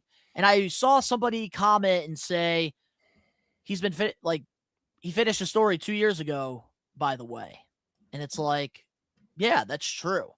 And Cody Rhodes is still over with the casuals. There's still a solid reaction that he got when he defeated Drew McIntyre for the belt. But unfortunately, I think sooner rather than later, the IWC, it's going to start to affect the casuals in a way. And I think that Cody Rhodes was fine all the way until Triple H gave him the quarterback nickname. And I think that this quarterback nickname might start causing those mixed reactions with Cody getting some more heat at these shows rather than having most of the crowd praising him and singing and doing the, Cody Rhodes, Cody Rhodes. We're not going to be seeing that more often now because Triple H labeled him as the quarterback number one. And when you do certain things, when you start to really shove that babyface in our face and you just suffocate us and you put it down our throat, it's only a matter of time before we start to get sick of it because we want to eat our own food. we want to choose what we want. Like, if I want to go to McDonald's and go get me some chicken nuggets, like, I want to go to McDonald's and get me some fucking chicken nuggets. Mm-hmm. Like, I don't want to be freaking, like, fed, like, broccoli or something like that. So it's like with Cody Rhodes, like, what they're doing here is not good. This is not good. Because Cody Rhodes is so good at being a natural babyface. Like, it's crazy to see, like, the positive reactions that this man consistently gets, especially for this long of a period. And remind you, when things started to change at AEW is when Brandy was involved more with Cody. They had that reality show that they did, which is far opposite of what AEW fans want, because that's why they tuned in AEW, not WWE. So, like, you can't be doing this. And me personally, I couldn't stand watching SmackDown. There was a lot of times where I just couldn't upload a reaction that I did because it was awful. But Drew McIntyre being champion, having that target painted on his back, like MJF right now at AEW, it makes the television shows more interesting because you have everybody going after the main prize. And it's that undisputed WWE championship. And McIntyre did a really good job at making that championship matter. For once, separating the blue brand from the red brand and trying to be the leader of SmackDown. He would make that clear in every promo he would cut. Drew just made things interesting, which is why, like, I am actually quite upset with Cody Rhodes winning the belt, even though I understand why, which now we can kind of get into the why. Well, I will say I'm happy about it. I'm happy that Cody won. You know, Me too. the story between Cody and Randy, man. Like, you know, they were in Legacy together. Like, they have years and years and years and years and years of history. This is a match that we've been talking about. We've been wanting to see since Cody came back to WWE, since he won the title at WrestleMania 40. Like, this is a match that we've all been wanting to see. So I'm looking forward to the match. The story is going to be incredible. You know, they're going to have a face-to-face this Friday. I'm looking forward to seeing what, like, are they going to sell it like, you know, Jelly Roll will be there too. Roman? Yeah, they're going to be able to sell like Punk and Roman have been able to sell their match. I'm hoping so. If we can have 2 solid main events for this year's Mania, it's phenomenal. Because you know what we got last year, unfortunately. And then some of the pieces will fall into place if we get 2 solid main events. Exactly. Now, as to why Drew McIntyre lost. Drew McIntyre's last match in WWE for the foreseeable future is going to be at WrestleMania. Yep. So he's going to film this movie Highlander. It's a big Hollywood production. It's gonna be insane. So he's gonna be off TV for a while. So if he didn't lose the title last week, he would have had to lose it at WrestleMania. And I feel like people then would have been even more upset. You know what I mean? So I have him lose on SmackDown. He can now go into WrestleMania with a match against Jacob Fatu. You know, no titles on the line. Like, it's going to be a phenomenal match. Everybody knows. Like, people are still speculate that maybe Drew McIntyre is the one that took out Jacob Fatu a couple months ago, you know, before he got taken out. You know, I don't think so either, but there's still a lot of people that feel that way. So that, you know, and like, I was thinking, like, are they going to be doing a fatal 4-way match for the WWE title? And then I was thinking about, like, if they only had 1 year of WrestleMania, I could have been like, yes, maybe. But now, like, they have 2 nights. They want to get, like, 16 matches on the show. If you clutter 1 match with most of your main event talent, like, that's a recipe for disaster. So I'm glad they're going this route to where it's going to be a 1-on-1 match. 2 marquee matches. Yeah. Like, I agree. I just hate the outcome of it. I understand the why, because I do think Cody Rhodes versus Randy Orton is a big marquee WrestleMania worthy match that needs to have the championship on the line. I do agree with that. Drew McIntyre versus Jacob Fatu. It better not be just a regular singles match, because you have to think about this now from this perspective. Drew McIntyre lost his championship because of Jacob Fatu taking that chair out of his hands, costing him a main event match at the biggest stage of them all, WrestleMania, WWE Super Bowl. Jacob Fatu, on the other hand, had 2 opportunities to be a part of the main event of WrestleMania. You know who took that from him? Drew McIntyre. So both of these guys, they need to be at each other's throats because this was their moment. They could have been in the main event of WrestleMania. So I hope that these two, we put them inside a Hell in the Cell. We give them an I Quit match, a street fight. We need something involved with violence. Because especially if Drew McIntyre is going to go out and film, you need to make Jacob Fatu look strong here. People are take out Drew. People are speculating that maybe this is going to be the start of Cody Rhodes' heel turn. You know, because we've been sensing it for a while. Like maybe he's on the verge of losing the WWE title, and he takes the title, referees down, hits Randy with it, and he retains the WWE title that way. Nope. I'm tired of the narrative. I'm gonna say it just like Jelly Roll. We need to put that narrative to rest with Cody Rhodes. It's not happening. Now, Randy Orton, on the other hand, I think Randy might capitalize and cheat and win the championship from Cody. I think there's a real possibility here that Cody is a transitional champ in this scenario because I think Randy Orton winning it and having that heel turn, there's so much more story that can be told going into the summer of 2026 and having Cody chase the belt and actually making it mean something if he actually does end up beating Orton. But I think Orton benefits more because you can have Cody try to take it from Randy. He's not capable of doing it. But the person that took out Jacob Fatu, Randy will admit it on the first episode of SmackDown after he wins the title. SummerSlam, Jacob Fatu gets that moment, beats Randy for the belt. There you go. You created a new star right there. I could very well see that happening. I think that this was the right decision. I just hate that Drew McIntyre did have this short title run. I think that WWE Creative should have listened to both Cody Rhodes and Drew McIntyre when they pitched the idea at WrestlePalooza for Drew McIntyre to win the championship. I still think people would bitch about him losing on Friday. Like, we'd still see the same dislikes than likes that we've gotten. So I don't like that the IWC is using that as an excuse because I think regardless, people would be pissed because they wanted to see Drew as champion at WrestleMania. Mm-hmm.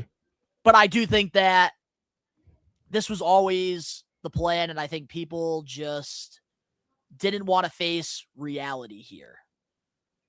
Pretty much. I think that Drew McIntyre and Jacob Fatu, like, they could make this into something special to where people will realize that maybe Drew losing the championship was a good thing here. Could be. I'm looking forward to seeing what they do.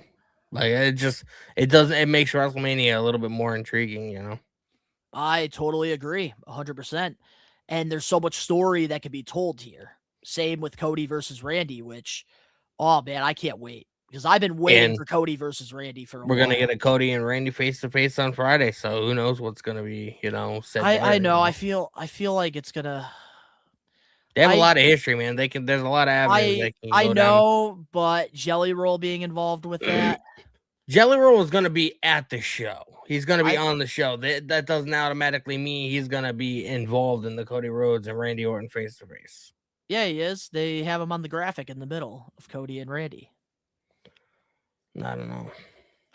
Well, we're going to have to wait and see what happens. I do hope that this cooks like the CM Punk and Roman Reigns storyline has been doing. I really hope that's the case, but we still have a couple more weeks of TV build leading up to Mania, so hopefully we start picking up some more momentum. But we have here Bradley, We Are Wrestling member in the live chat here. People like to talk about certain matches that don't need a title. Does Cody and Randy need a title? They could have kept the title on Drew and still had this match. I disagree. Here's why we need the championship involved with this match. Randy does not want to face Cody if he doesn't have a championship around his waist. Randy has made it clear since coming back, he wants number 15. We have been hearing that number 15 every single week on SmackDown. It wouldn't make sense if Cody Rhodes was not champion. because that's all Randy Orton wants. Drew McIntyre versus Jacob, yeah, I would have enjoyed that for the championship, but it also doesn't need it because the whole point of them two facing each other off is that they both screwed each other out of the main event of WrestleMania. And that alone is going to make or break this rivalry. Yep. Josh Toy Show here in the live chat. We all knew Cody versus Randy was happening. I wish Drew held it for a little bit longer, but we're getting Jacob versus Drew at Mania possibly. Exactly. And I think that's like kind of where I stand with all of this, because I think we all wish Drew McIntyre had a longer run, because he's somebody who has really capitalized on any opportunity that he's gotten since coming back to WWE during this second run. And he was doing a really good job with the title. So It is a little disappointing, but there's a bigger story being told here. And I think when it's all said and done, this was the right call. If Randy defeats Cody for the title at Mania.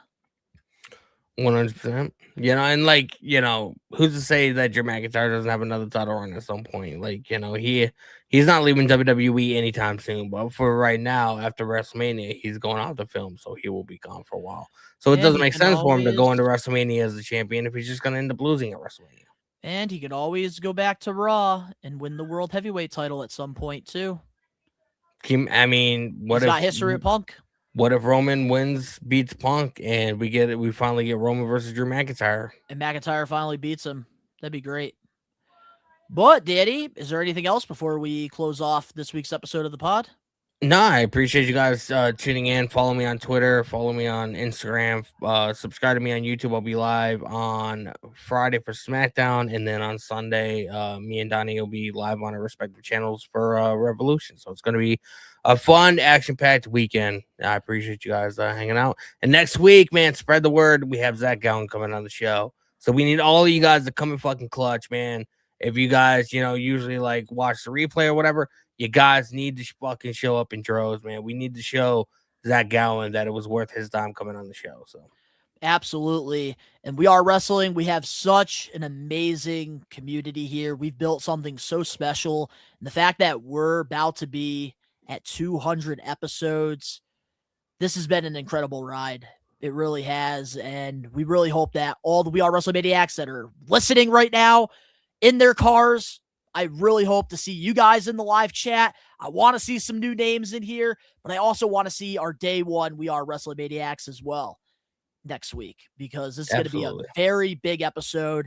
We have a lot of big news that we're also going to be sharing, the future of the We Are Wrestling YouTube channel, and we really want to make this something where we could bring in some former WWE guys, bring more people onto our weekly live episodes of the podcast. Which, there we go, guys. Now you guys are freaking waking up in the live chat. About time. It's about time, man. We got time flies. 200. Let's fucking go. Day one, We Are Wrestling Maniac in here. Absolutely, man. And we appreciate all you guys, because without you guys tuning in, watching this, listening to this, watching the reactions, being subscribed to the channel, following us over on Facebook, Instagram, X, TikTok, going over to Danny's streams, going over to my toy channel. Without you guys, none of this is possible. None of this is. And that's why, next Wednesday is a celebration for 200. We really aren't going to have an assignment. We're not going to go into here where we have to stress out and stuff. It's going to be a celebration. We're here to celebrate. It's a culmination of everything that we've been working for. 200 episodes. Years of hard work, dedication, and time and passion has been put into this. We've all given our heart and soul to you guys, and next week's going to be a very special episode, and I cannot wait to be 200 episodes strong. It's gonna be phenomenal, man. I appreciate each and every one of you, man. You guys show up every week. There's so many other things you guys could be doing. There's so many other creators you guys could be watching, but you guys choose to watch us, and it's never lost on us, so we appreciate it.